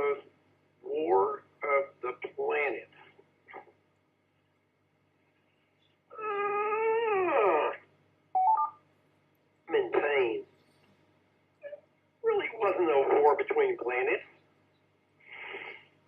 So that's really stretching it thin. As far as the plot goes, can I include just a general comment? You can quote me here. The dialogue is goofy. That's right, it's goofy. It's stilted, poorly written, etc., etc. It looks like they wrote it in Italian, translated to English, and then said it in English. There is no constellation in visual distance. I'm quoting here. There is no constellation in visual distance. Here's another quote. Information requested on explosion is not existent. It's just poor. So they have the Orion Space Complex with the Whiz computer, and then another computer, I guess, on their spacecraft MK31 that I guess was separate. And the computers seem to have artificial intelligence because they could ask it questions and it would say, well, I think there's a 55% probability that this will happen, which bothered the Captain Fred Hamilton to no end. Plot.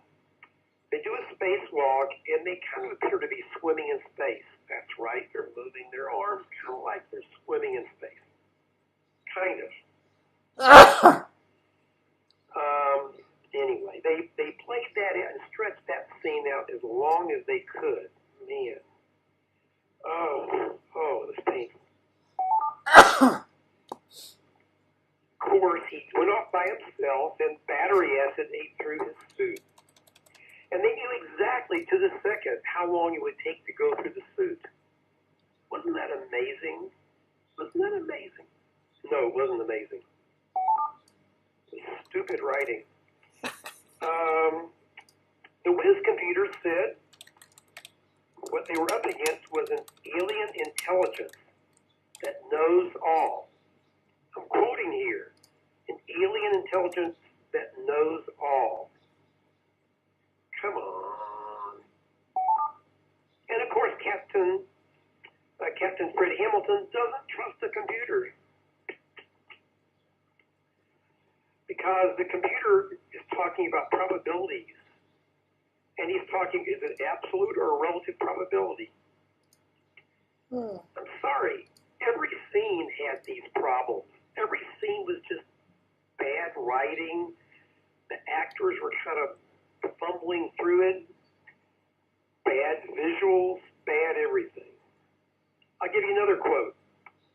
The internal, when they were accelerating, the internal pressure is 5 Gs. The internal pressure is 5 Gs.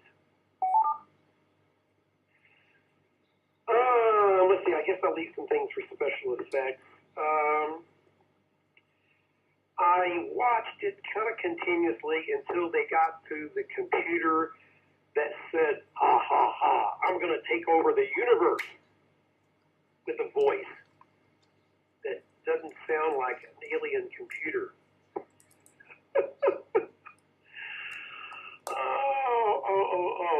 The aliens were all humanoids. Although there was pure thought also, but they appeared as humanoids. I'm sorry. It was bad. I'll leave it for others. I'll come back later. N5BB.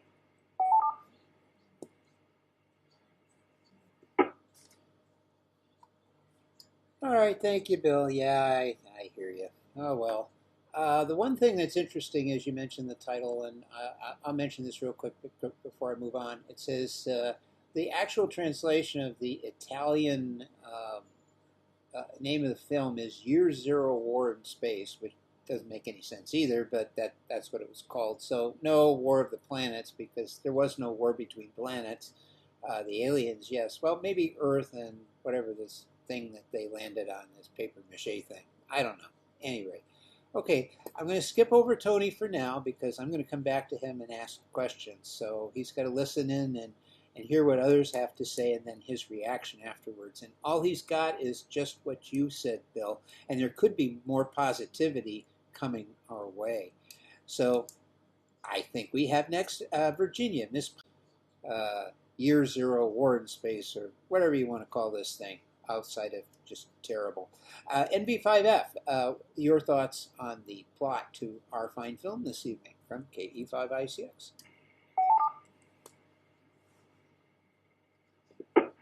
Okay, thank you, Tom. First of all, thank you for picking this movie.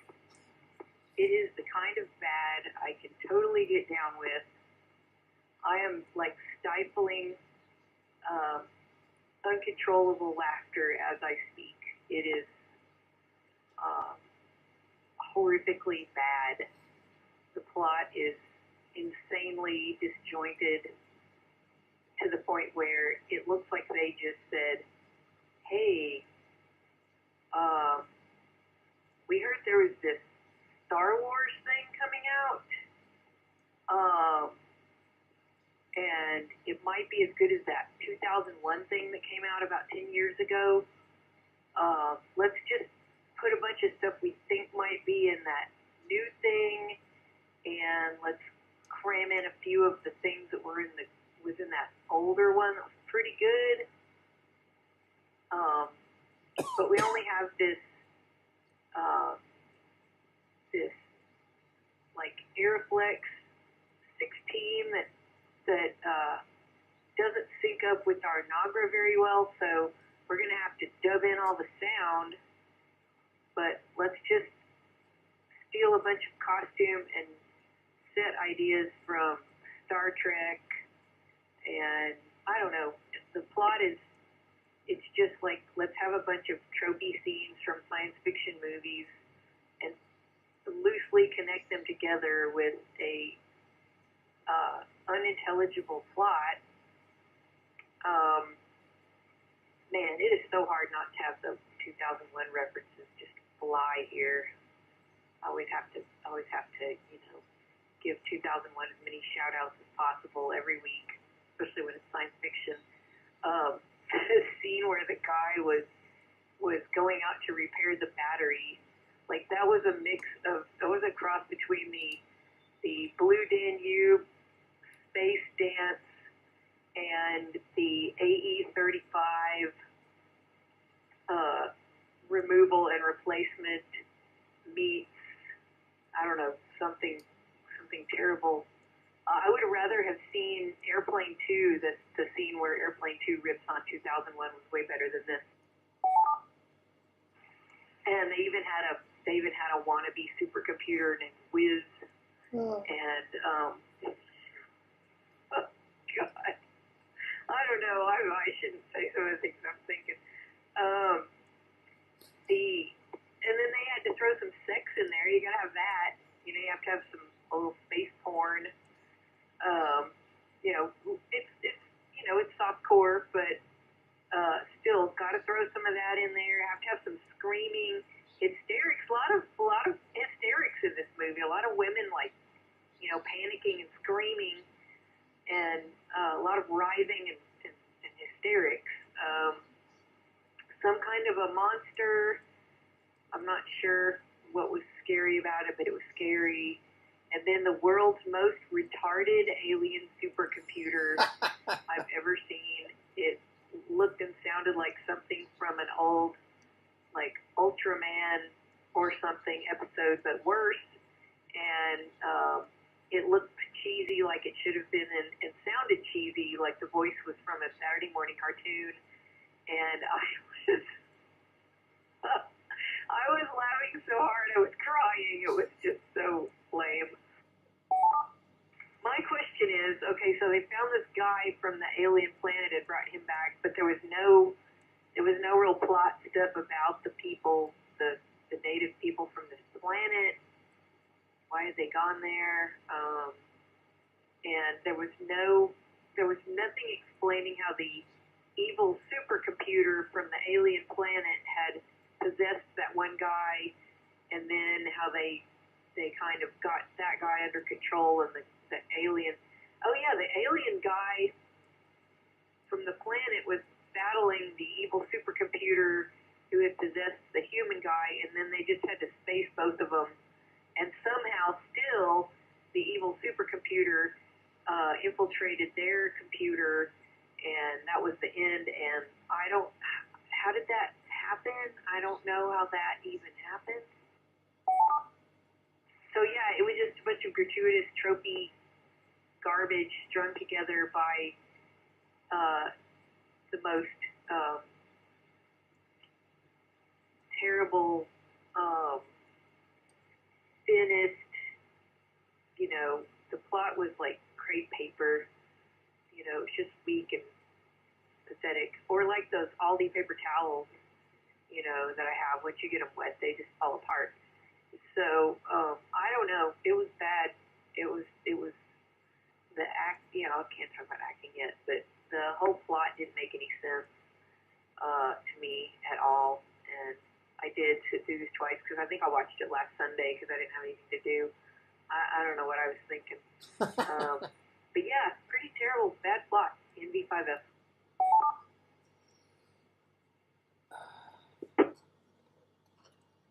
Well, thank you, Virginia. My hat's off to you for even attempting to watch it a second time to try and make sense of it, because I don't know, I sat through it. I think I fell asleep through part of it, and I thought, maybe it's me.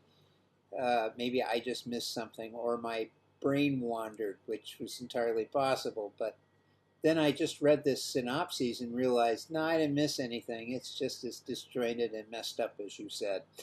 Okay, next up is Bill, W5BLT. Bill always has wonderful, positive things to say about these fine films. So, Bill, your wonderful, positive thoughts on tonight's movie, whatever you want to call this thing. Is Year Zero War in Space, or Cosmos War of the Planets, or some other expletive-laden name for this film? Go ahead, from KE5ICX. Hey, Tom, thanks. I think it's Italian for space train wreck. I watched this last Sunday, and I'm dealing with COVID and had a fever, and I tried to follow the movie, and then I realized this morning I had to go back and rewatch it because I couldn't remember what the movie was about. I thought, oh, that's pretty bad, and I went back and I watched it again, and I'm like, oh yeah, I remember this. That's how bad it was. I think I just tried to put it out of my mind. I do not give this the free pass like I do the 50s and 60s science fiction movies, which is the 70s. And, I wondered about the Virginia brought up the Star Wars thing coming out, and I was thinking back on that era. We had Star Wars and Battlestar Galactica, which were much better. This one was really hard to follow. I couldn't figure out why the people were in space to begin with, and there was some nuclear explosion or blast, and I guess his computer took over. And that was really confusing for me because I didn't realize at first that thing was a computer on the planet. And I did get tired of hearing about the Wiz, though. There was a movie, a remake of The Wizard of Oz called The Wiz, I think. That one was pretty bad as well. But anyway, it was really a disjointed plot.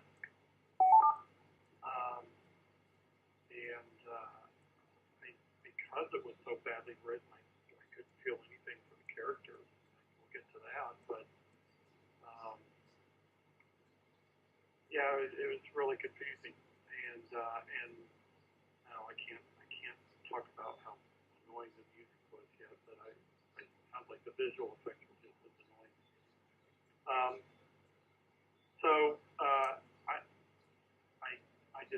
I hated every moment of this movie, and that's about the nicest thing I can say about it. W5BLT.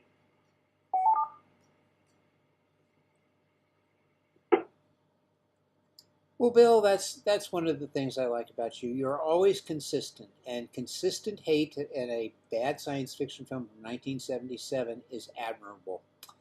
Okay, well, Rich has now heard a little bit about our fine film. So, Rich, AG 5 p.m., tell us your thoughts. Is this something you would like to see? Does this remind you of another movie or bad acid trip you may have been on in the past that you would like to clue us in on? Please go ahead from KE5ICX.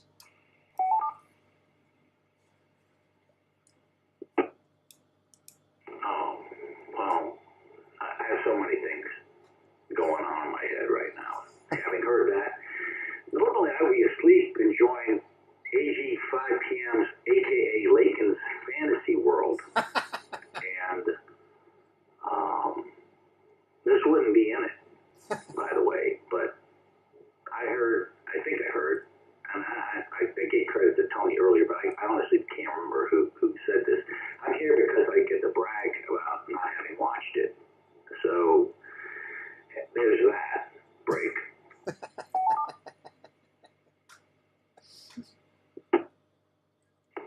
But oddly, I'm almost compelled to watch it. It's that terrible. I have to see it myself. It's like a freak show. So you know you want to avert your eyes, but at the same time look. So kind of have that feeling about it. Now that said, I wasn't able to watch it because I do enjoy your emails about these movies, and like I said, normally I'm enjoying Lakin's Fantasy World in deep slumber, but at this time. But I was helping my wife plant trees. I watched The Accountant for the first time. I guess this is a 2016 movie. I know I'm changing subjects. I watched it twice. I really liked it a lot. It was on Netflix. But I didn't have time to watch this movie. But I'm going to go watch it. That's how I feel about it right now. I've heard nothing that would dissuade me. Everything I've heard compels me to see it. It's like I said, the freak show, right? So I'm going to go watch the thing. AG 5 p.m. back to net.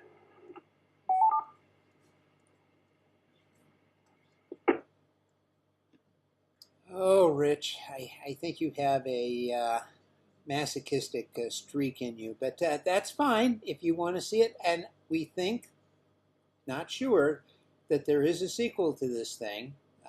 So you may want to watch that as well, and we'll wait for any sort of terrible things on the news, like you've gone crazy and knocked over a 7-Eleven or something. But yes, go ahead and watch it. It is one of those films, and it is pretty bad. All right, let me see here. Next up is on my list is Brenda. Let me pull up her comments. Hold on, please.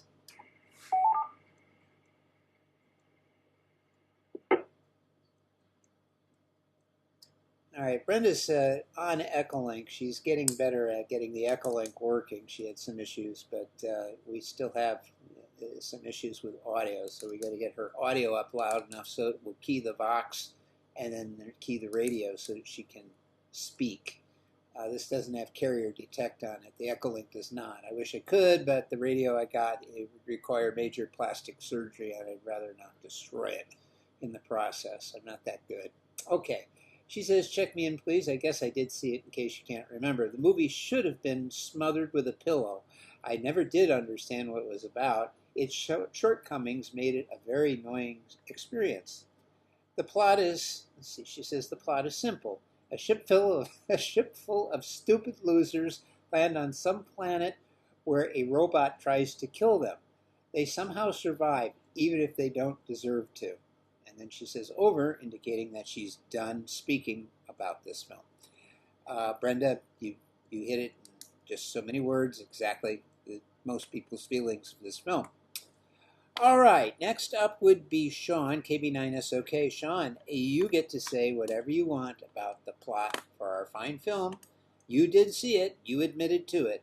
Please go ahead from KE5ICX.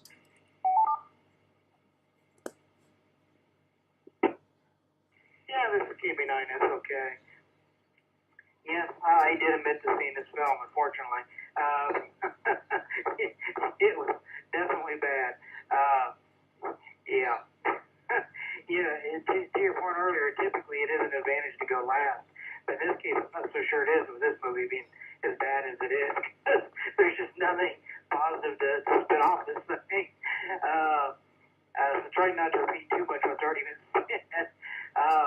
I guess in some ways, maybe at the core of this movie, it was, a kind of a warning about, obviously it's a society of that planet decided to be lazy and let robots do all the work and AI think for them. So once again, this is really, in some ways, just another movie about the warnings of AI and having robots basically do everything for you. We've obviously seen a lot of movies like this, and as others have alluded to, this movie stole from the big hits of that time. We got some scenes from 2001, we got a little bit of Star Wars in there, and we have, I think probably the biggest ripoff might be for Battlestar Galactica.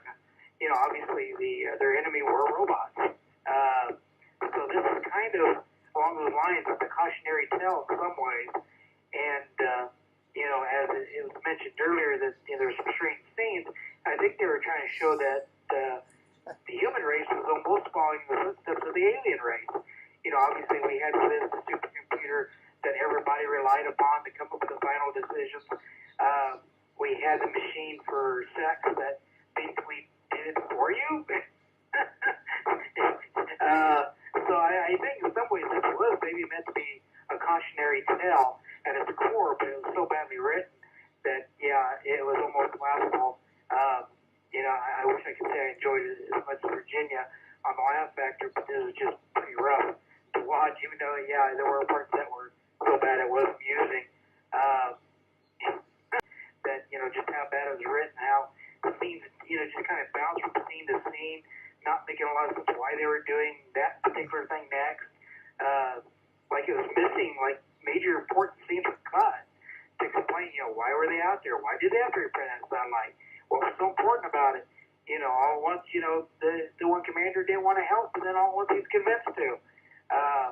It was just just badly written. That's about all I can really say on that. I'm sure the next round will be interesting to talk about these lack of characters. But anyway, now let's jump back to that. KB9 is okay.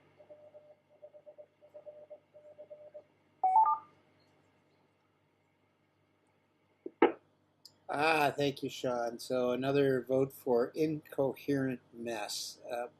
Absolutely agree. Okay, I'm going to do my due diligence and ask anyone else out there listening who would like to check in.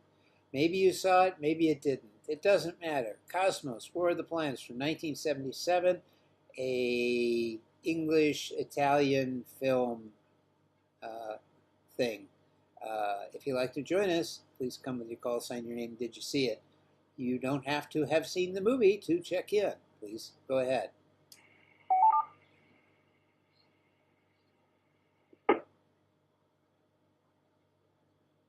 November Tango 5, Tango Mike, a short comment before I check out. Also, AG 5 p.m., I have a short comment.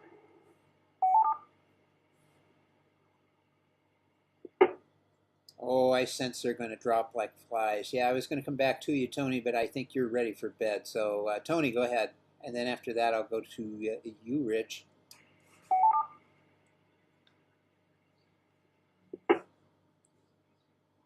Well, thank you, Tom. You all have my sympathy. But yeah, I actually had a really good night last night. I made one of my rare visits to the Mansfield Johnson Amateur Radio Society. Went to their meeting and gave their presentation and had a really great time. And at the end of the meeting, I went back and looked at my phone and saw all the comments on Facebook about this movie, which contain remarks like, why is it so long? And, oh, when will it end? And that made me feel pretty sure I wasn't going to watch it. And nothing I've heard tonight has changed my mind. Comments like from W5BLT, I hated every minute of it. Yeah, I know Virginia was laughing, but I don't think it's worth the risk. I think I'm going to skip this one permanently. NP5TM, thank you all for warning me off.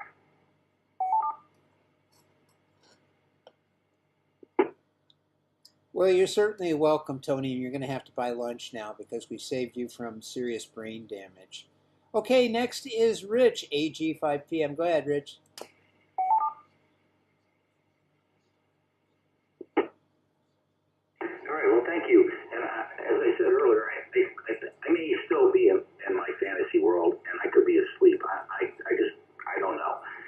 But what occurred to me was, I wonder how much these guys got paid to make this horrible movie, and whether or not this group should start making such. And you know, I was thinking, I'm retired, and I'm bored, and I got nothing to do. I could get a job at Home Depot, or maybe make really horrible sci-fi movies, and maybe even make more money. I don't know. Anybody got any thoughts on that? Maybe we can make turds just even better. Maybe, I don't know. 85 p.m. back to net. Just a thought.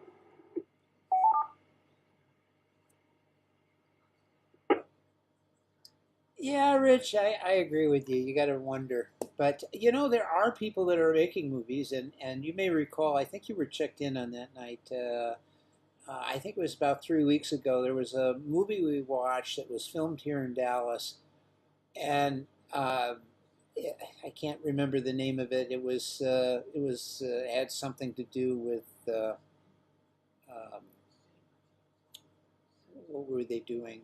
They were communicating with aliens across distance or something. See, I've already forgotten the plot. But the guy here, he lives in Dallas, and he puts out like 5 movies a year, and he does it for one of the streaming services, one of the lesser ones. I can't think what the name of that is either. But they have original programming, but it's very low quality, cranked out. His movie's about an hour and 10 minutes long, so they're relatively short. Does usually westerns and does them on a ranch or something out in here somewhere in the Dallas area, and uses a small cast of semi-professional actors that he pays very little money to, and he puts these things out. They're all bad. They're not very good, but he gets paid to do them, and he got like $3 million for one of these movies, so he's well motivated to do it. And it looks from the things that he goes and visits in Europe that he's does the gravy train stuff, and he's spending that money as quickly as he gets it. So $3 million for a movie that probably cost him 30 grand to make, maybe. Hey, that's a good deal for him.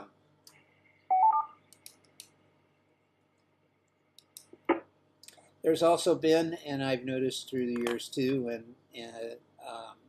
that Star Trek has a number of amateur productions that are done. Paramount Pictures allows them, and CBS, I guess, owns that now, allows them to make short films. They used to allow them to do full-length motion picture things that were reasonably good, some of them quite good, some of them better than some of the episodes that were professionally done. So that's possible too. And I do remember a guy from Detroit who had made a Star Trek film on 8mm, did the whole film and produced it. I think it's on YouTube too. It wasn't too bad. The guy's still around. Many of the Star Trek fans remember him doing it because it was the very first Star Trek fan film to ever get produced. I'm sure it wasn't the first made, but it was produced, and it had a spin on an earlier episode that was done. And it had gotten and I still have the magazine, got a feature article in the Sunday newspaper about it. The news magazine, what do they call it? The newspaper magazine, so like Parade or whatever it is that they used to do as inserts in the Sunday paper.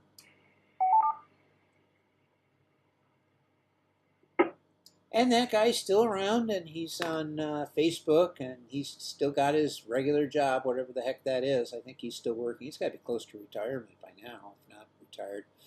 But he did this as a kid. He was in high school when he made the film. He spent a fortune. But, you know, that's the thing. Anybody can make a movie if they really want to. If you got the money and the sheer willpower to do so.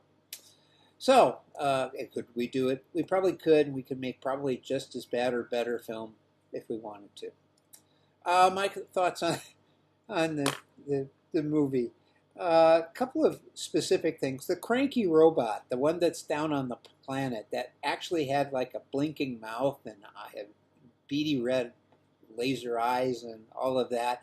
That was pretty hilarious, and I love the laugh. It was just so over the top, and things are blowing up, and they're trying to kill him and everything. Well, okay, just I don't know. It was so stupid. The cranky robot gave the people. Well, what's the robot feed them? I mean, the robot's in charge of them, right? I didn't see them eat, and they're in. Was it green? Green, wearing shorts, and that's it. And I don't know what they do or why. They got the Spock ears and that. They're slaves to what? They can't fix the computer. They had to use those guys to plug in the thing, and they say, "Oh yeah, put it in," is what he says. What? It's like, oh my God, I can't believe I'm hearing this, and my poor ears are going, please, any rate.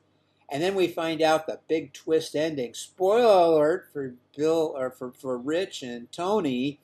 The scene where we find out that the computer on the rocket ship is possessed by Wiz is possessed by the evil robot computer on the planet. And to make sure we got that, in case we didn't figure it out, the voice changes and he calls them humans or humanoids or something, whatever the hell it is he calls them. And they show flashbacks to all these different scenes that were terrible to begin with the robot alien thing on the planet going after the humanoids or humans or whatever the heck he was calling them. Boy, bonk bonk on the head, in case you didn't pick it up, but maybe by that time people are in like comatose states and there wasn't anything they could do about it anyhow. So I don't know. It's just oh God, it's terrible. KG 5 p.m., just a comment on that. Oh, Rich, go ahead.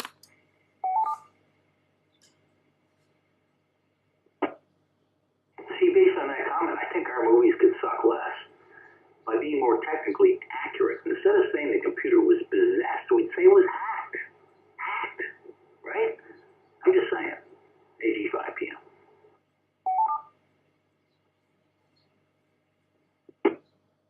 Yeah, we could use like computer terms. That's it. And yeah, that would be great. I can see it already.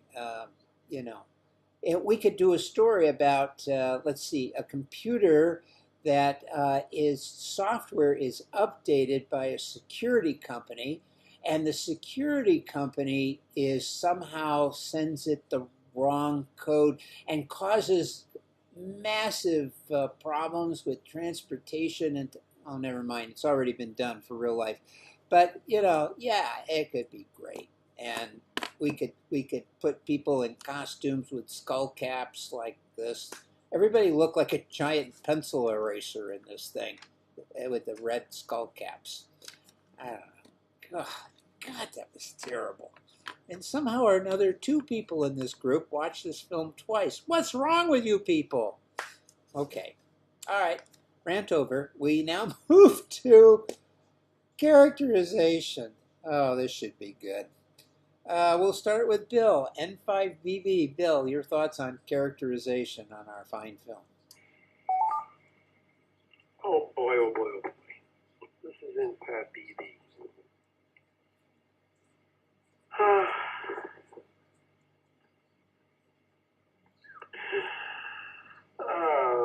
By the way, for you that haven't seen it, there's humans on Earth at the Orion base that sometimes are able to communicate to our favorite spaceship, MK-31, that's off on this crazy journey.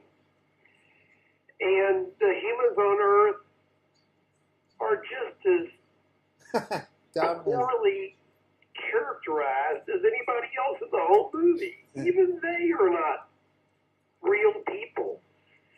They're caricatures, and they're very bad ones. I mean, just go and take all the worst things for the 50s and 60s movies with bad characterizations of all these people back at home base. And by the way, there's journalists that come to talk to him. And even that's bad characterization. The journalists are running around and everybody's, it's totally bizarre. The best way of describing it. So, what do I say about the characterization of the journalists, of the officials back on Earth?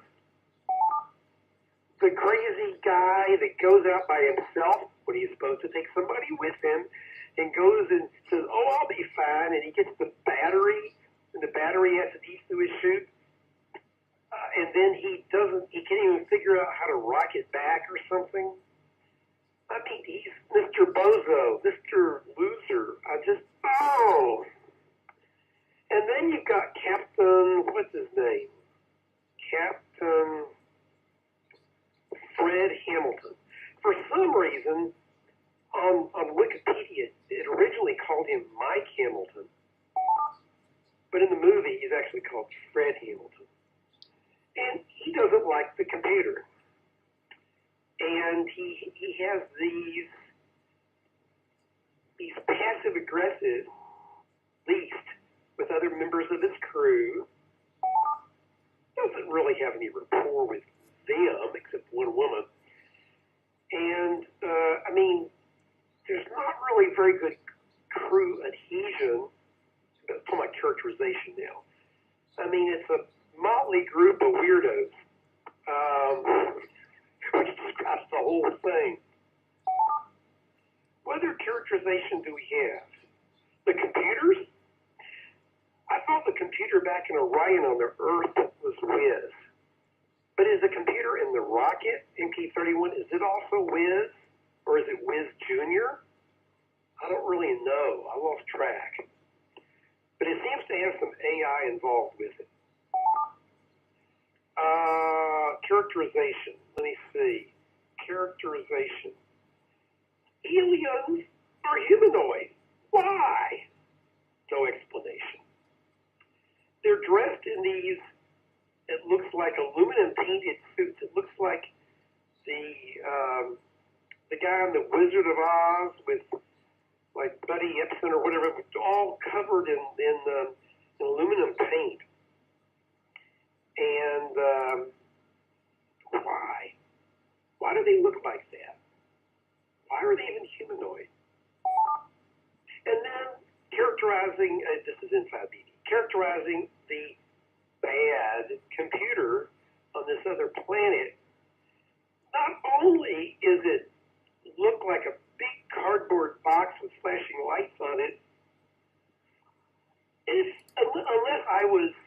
unless I completely went crazy, which I may have during this portion of the movie, it was rocking back and forth like it had 2 feet, like there was a human in it that was rocking it back and forth. So it kind of looked like Robbie the Robot, but it didn't look near as good as Robbie the Robot. It was square, and it was, you would think it. And by the way, when you try to kill it, all kinds of things blow up, and it keeps on going. And it's all done, I mean, this was done in 1977, okay?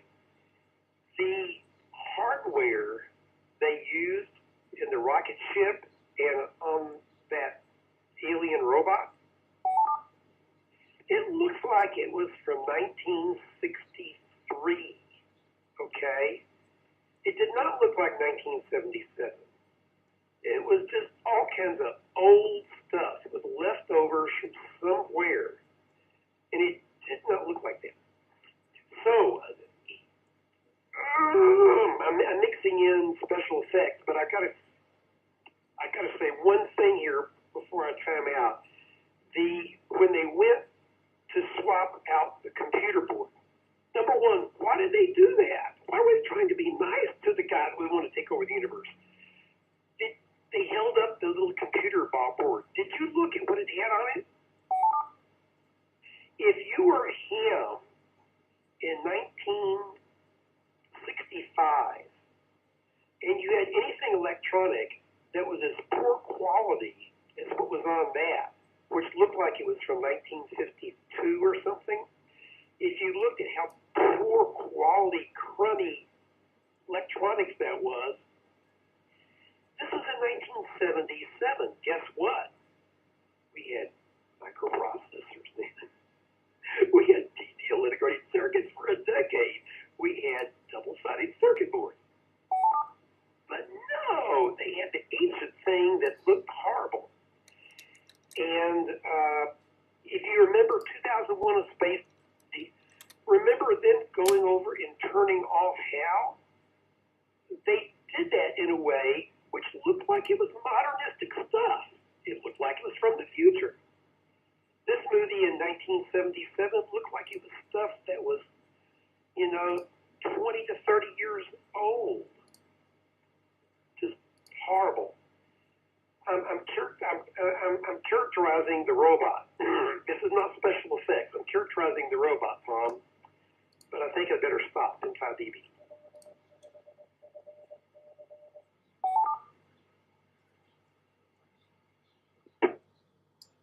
It's okay, Bill. Yeah, well, they were apparently one and the same when it was all said and done, so I don't know. I don't know what to tell you. Everything was so disjointed, I don't know. Okay, well, Tony's checked out and is in a happier place right now. NV5F, Virginia, characterization and the acting on our fine film, Cosmos, War of the Planets from 1977. Please go ahead. Okay, I can happily pick up where Bill left off. Well, since the plot was so crazy and disjointed, there was no story that would help us see any kind of character development.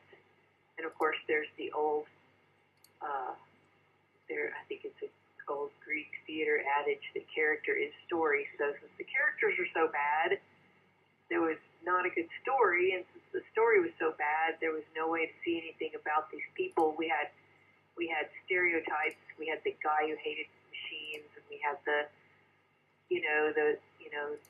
whole.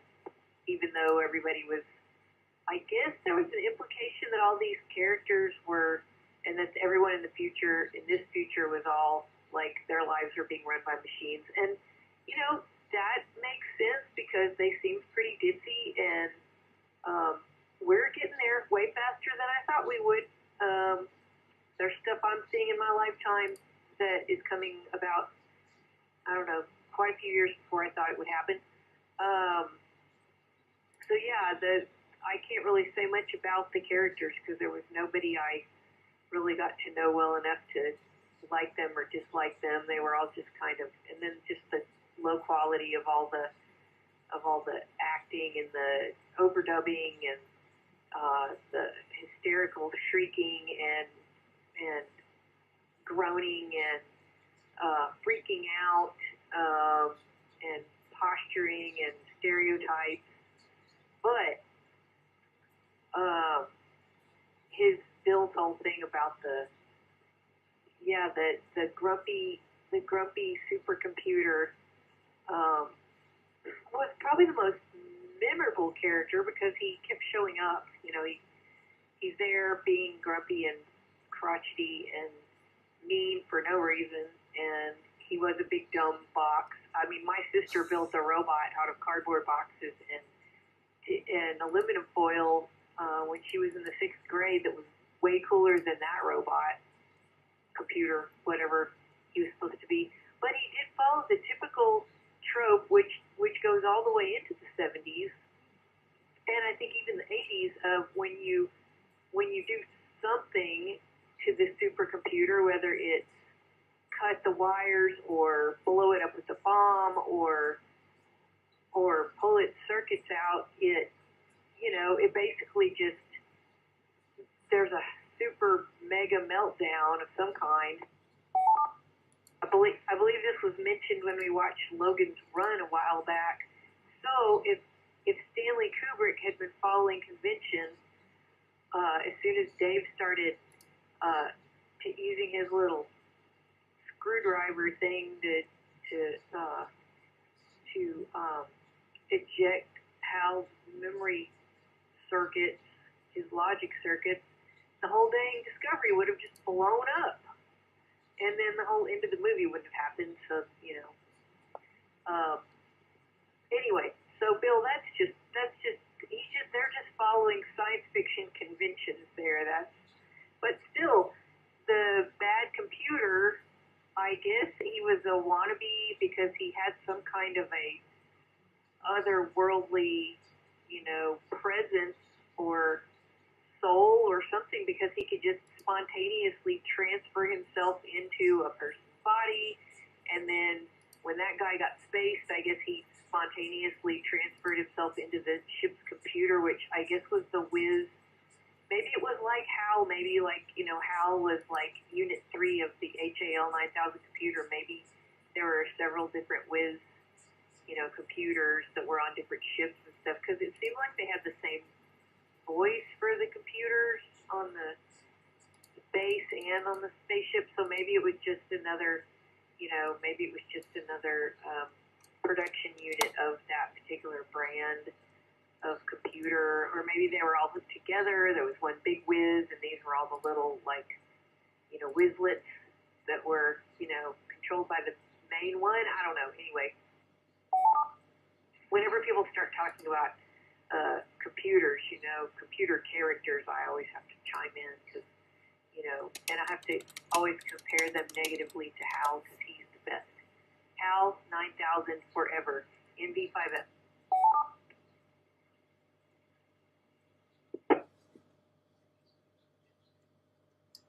Thank you. All right, Virginia. Well, yeah. Well, what can I say? Okay. Next is and the fine acting. Did you like the robot too? From KE5I6. I think that was probably the only maybe character development on the evil robot. I didn't like Wiz. Everybody kept depending on the Wiz so much. Yeah, you know, interesting. I think all of us like build a little robot out of cardboard box at some point, like in grade school and stuff. I can remember doing that with one of my friends. The characters, I mean, it was just really hard to get to feel anything for anybody. You know, it is interesting because they kind of seemed like they had sort of meaningless lives. The computer was doing everything for them. Any type of independent thinking was frowned upon, it seemed like. And so that was kind of interesting, I suppose. And looking at of course, you have the character that, you know, doesn't follow the rules and stuff. I did think that acid scene was kind of weird. And of course, you know, the guy screaming and everything in agony. The acid's going through his suit, which I thought was interesting. And of course, thankfully, you all have filled in a lot of things that were happening visually because the dialogue was so disjointed in this film. It made it really hard to follow. So now there's a lot of gaps that are getting filled in. However, I do not think I will watch this a third time. I probably had enough of the characters at this point. Not really a whole lot to say because I just didn't get to know them and really care. I did think it was interesting, the people on the planet and the, you know, of course, there being the one computer, I guess, is energy, and then the people on the planet. Somehow, I always go back to this, they always know English or are able to communicate with us no matter what language it is. It's interesting to me. W5BLT.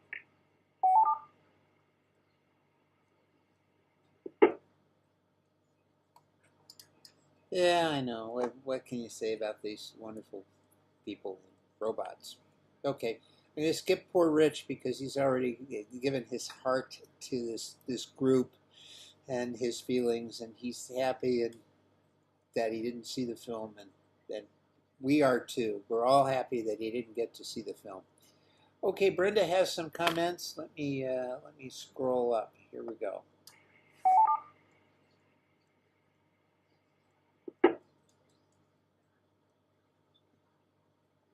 Okay, she says the following on the characters. Couldn't tell them apart. Mostly bland characters. Much stupidity. She's used that word several times tonight. There were too many people to operate this ship. I don't know what their jobs were. On a positive note, those boleros were very attractive, and all the actors were model thin. I'm usually a nice, kind person, but I found myself wishing to see some horrible deaths for these characters. Over. Yeah, I think you summed it up. Less is more. You pretty much told us the death of everybody. I was kind of hoping for that. I was hoping the robot might win, the robot AI guy, but oh well.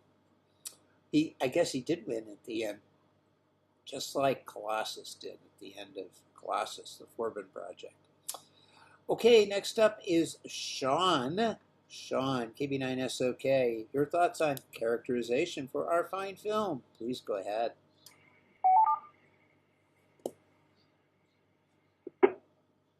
Yeah, this is KB9SOK.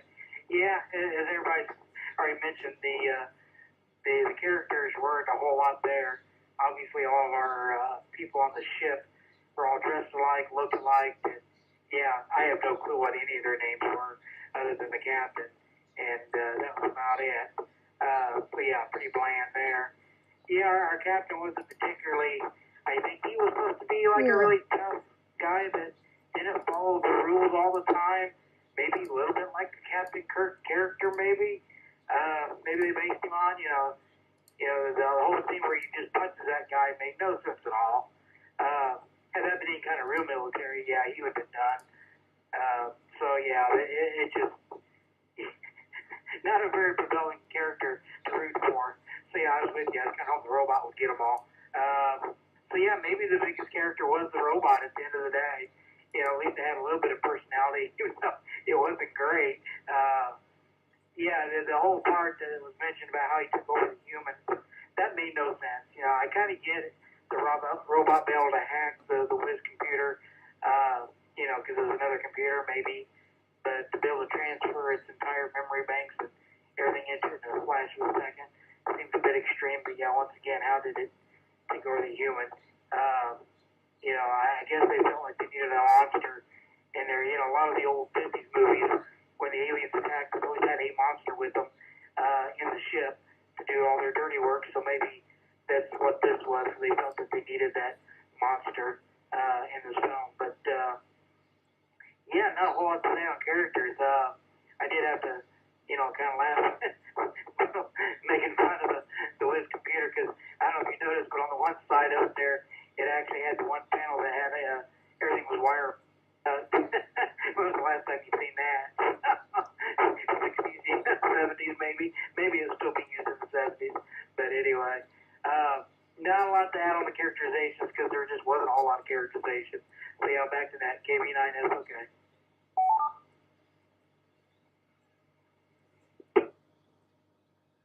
All right, thank you, Sean. I'll go ahead and interject my comments in here. A couple of things interesting. Let's see. Whoops, there we go. Let me try that again. I got to press on the foot pedal here. I was reading up while people were talking here on a couple of the actors. There's John Richardson, who played Captain Fred Hamilton. He was actually an English actor, or English-speaking actor, I should say. Maybe an American, I don't know. But he actually was up for an audition for a James Bond role after Roger Moore stepped down, and was it Lazenby came in? Lazenby got the role, and he did not get it. So Richardson's known for that. They had some minor roles in some bigger films, U.S. films later on. As you can tell, he was a pretty good-looking guy. But so he played a lot of romantic leads in films or at least romantic interest. Let's put it that way. Maybe not a lead, but romantic interest. So that was kind of interesting.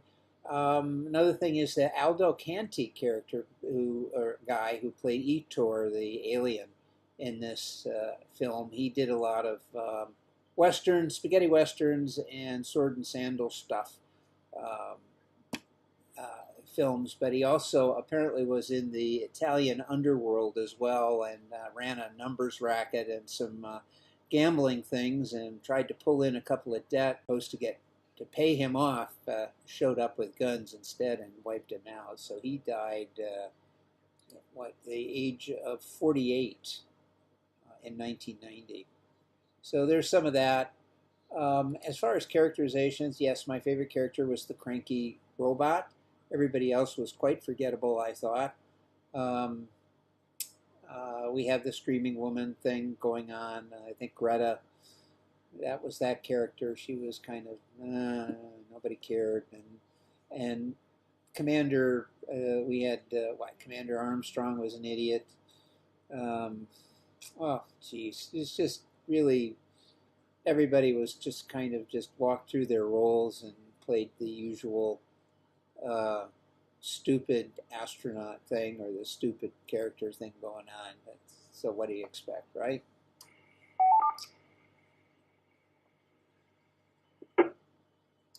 Okay, let's see. It's 11:45. We can probably go through this. I'm going to go down the list. If you got something for special effects or music or something like that, here's your opportunity. We'll do round 3. So I'm going to start with Bill, N5BB. Bill, what do you got? This is N5BB. I did take notes. As I mentioned earlier, the electronics was all horribly old. I mean, they must have found it in some junk surplus house. Maybe in some old ham's I think so. back of his ham shack or something, because it was so old and crummy. I noticed at one point, they had kind of a close-in view. All you could see was this display. It was Nixie tubes. Okay? This thing was filmed and supposedly released in 1977. Nixie tubes were long gone. You know, by 1970, there were LED displays and things. Nixie tubes in 1977. This is just, this supposedly is way in the future. So just, I don't know where they found all this stuff, but it was crummy. Special effects. They get to the other planet, and without hardly even testing, they walk outside with no helmets on. Perfect, breathable atmosphere. Well, fat chance. Not gonna happen. But it did. And did you notice at some point when they were putting the helmet on the guy, I think it was the guy that was going to go out and had the battery problem. But when he put his helmet on, they just kind of set it down on top of his shoulders.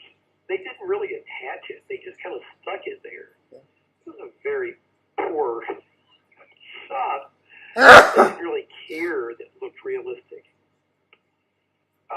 There were many places where there were close-up views and very poor lighting, and sometimes colored lights. Of course, you know why. It's because they had no money for special effects and wide shots. So they take these close-up shots with poor lighting, with colored lights, and it's horrible. That's what you get with really low-budget special effects. What else do I have about this? There was some other note I was going to make. What was that? Oh, so there's something that you saw with the James Bond movies and a few of these other similar tales where you have the evil genius. And what does the evil guy do when James Bond is there? He tells James Bond exactly what his plan is. He tells them exactly what he's doing. Why? So what did the evil computer do? It explained it wanted to control the galaxy. Oh, why would he bother to tell the humans that? Why? No reason. If you had an evil plan to take over the universe, do you think you blab it to the humans? No. Oh, I'll tell you. And of course, he wanted to take over the galaxy. And then I got one thing about special effects. Near the end of the movie, I was so just out of time and out of patience. I was skipping through. And I stopped and I saw one of the crewmen there that was frothing at the mouth. It looks like he had rabies. So his face was all beat up and like he had some horrible disease, and he's frothing at the mouth. Is that because the evil computer had infected him? Why is he frothing at the mouth? Was there a disease involved? Somebody's going to explain that to me, because I didn't understand the frothing of the mouth thing. I'll leave it for someone else. N5BB, thank you.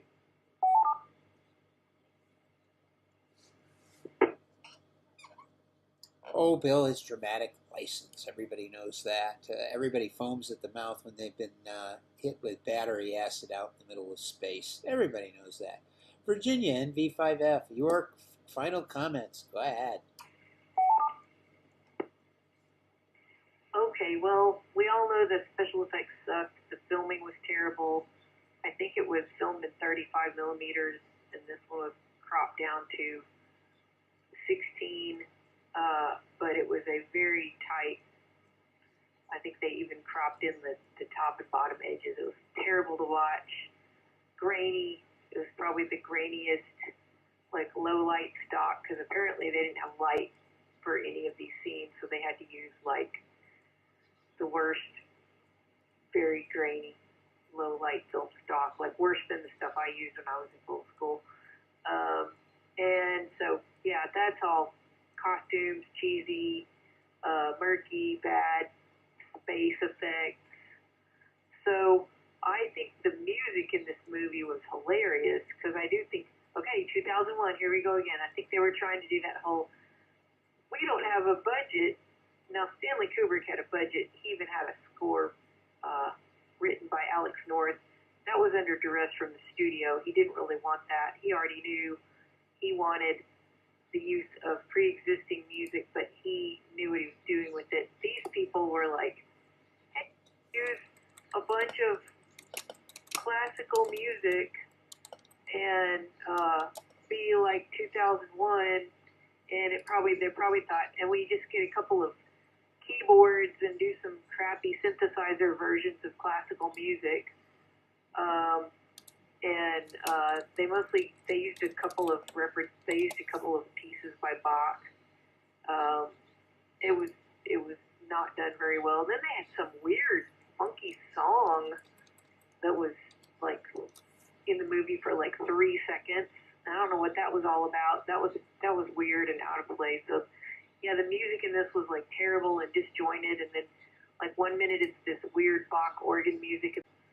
It's sort of like happy, goofy Japanese music from like, Sailor Moon or something. It was dumb. So yeah, they were trying to be all highbrow and have their classical music, and they're just a bunch of wannabes. Don't even try to be as awesome as 2001. You just can't. MV5F.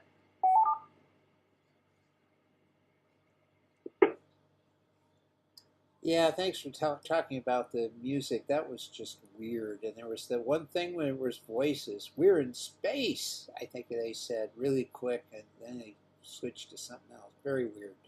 All right, let's see. Next is Bill, W5BLT. Bill, your final comments. Go for it, man.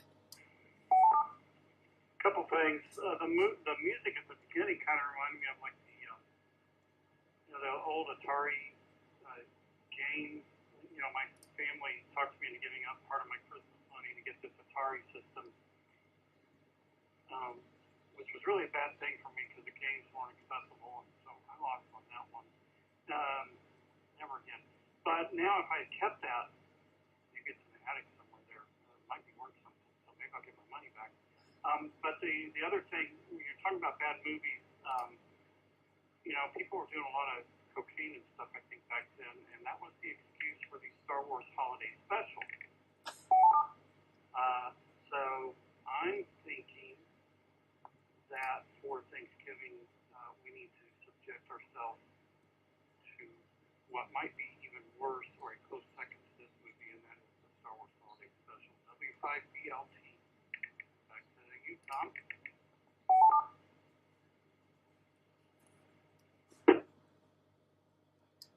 Bill, I had total respect for you, and you had wonderful comments about everything tonight until you said we should watch that. That's almost as bad as Santa Claus Conquers the Martians. Those two things are totally unwatchable. I actually tried to watch the Christmas special a couple of years back. I started it, and I went, oh my God, this is really, really, really bad. I couldn't sit through it. It was also like I wanted to rediscover My Mother the Car. How bad could it be? I watched 10 minutes of the first episode and said, it's still just as bad as I remember it. There are no redeemable qualities. So be careful what you wish for. I think that it's been banned by Amnesty International, that film, or that TV special. So be aware. It's self-inflicted torture. All right, Rich, I'll give you a chance to make any comment you want, AG 5 p.m. Anything you like, maybe blindfold, cigarettes, something, go ahead. Well, I never smoked, but I am fixated on the comment you made about $30,000 to make $3 million for a bad movie. And not to sound arrogant or anything, but I think I could make a really horrible movie. And with this crew, I'm sure we can make a terrible science fiction movie. And for that kind of payback, I'm just saying, it's something to think about. AG 5 p.m. Back to that.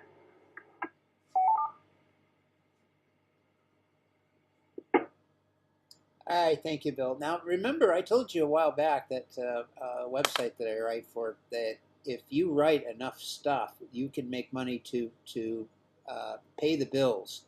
Now, there's YouTube out there, and if you get thousands to millions of subscribers, you can make some good money, damn good money. And there's some really good episodic things that are done. Some of them are just simply, I watch a SpaceX update thing every other day. There's something on SpaceX. It's about 10 minutes long. They know all about it. That's all they talk about, and where they're at with Starship and everything. And there's repeat viewers just like me that go in and find out what's the latest news. And those people make money, and a lot of them make good money doing that, more than what a lot of people get for paychecks. But you've got to produce the content, you got to edit and do all of that. You become a one-man army. But a lot of these things are done on phones, and then they're edited on a computer somewhere. One of my favorites is a running thing, and the guy really does a great job with it. He's got thousands of subscribers, and I'm sure he's making good money doing that. I don't know. It is possible, and you don't have to be an expert and be in Hollywood to do that. In fact, in many ways, you don't want to be in Hollywood because they'll take their pound of flesh. So I think that's kind of interesting along the way. Brenda says she has no more comments. Sean, KB9SOK. Sean, you get really much the final word here. Anything you want to say about our fine film? Go ahead.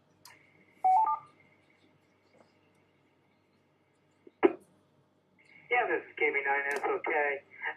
Not thought bad, other than, obviously everybody talked about how bad the effects were, how horrible the music was. Even the audio wasn't good at times. It was hard to hear them. There was just nothing really good at all about this film. The lighting was horrible. Yeah, it's just bad all the way around. It's hard to believe they actually made a sequel to this thing. I don't know how they could have made enough money to do another one, but yeah, pretty rough. So yeah, nothing to add. So looking forward to the next one. This is KB9SLK.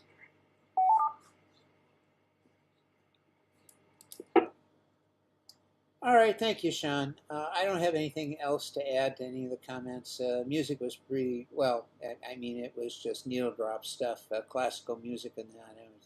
I think Virginia hit on that pretty well.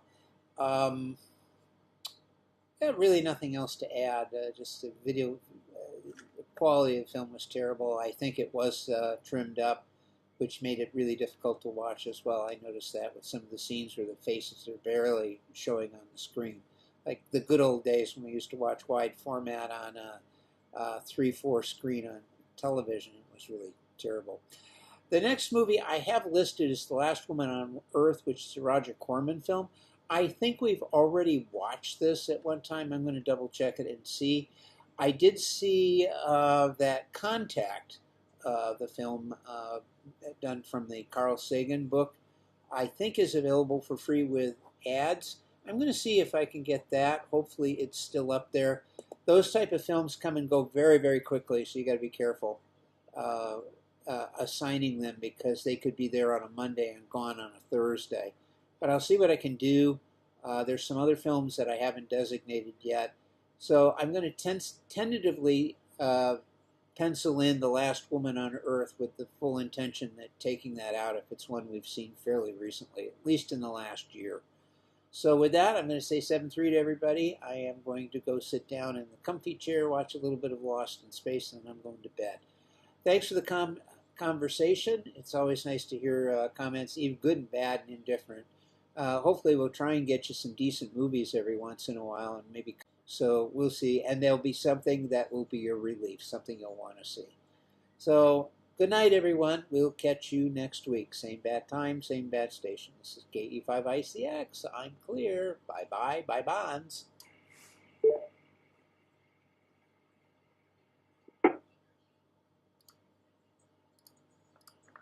Good night, everybody. I have not seen The Last Woman on Earth. I don't think we watched that, or if you guys haven't, it has been a long time. And I would be so down with the Star Wars Holiday Special. I've tried twice to get through it, and I feel like if I had solidarity with a few other people who, thought it was as stupid as I did, I might be able to get all the way through it. So I think that would be a riot.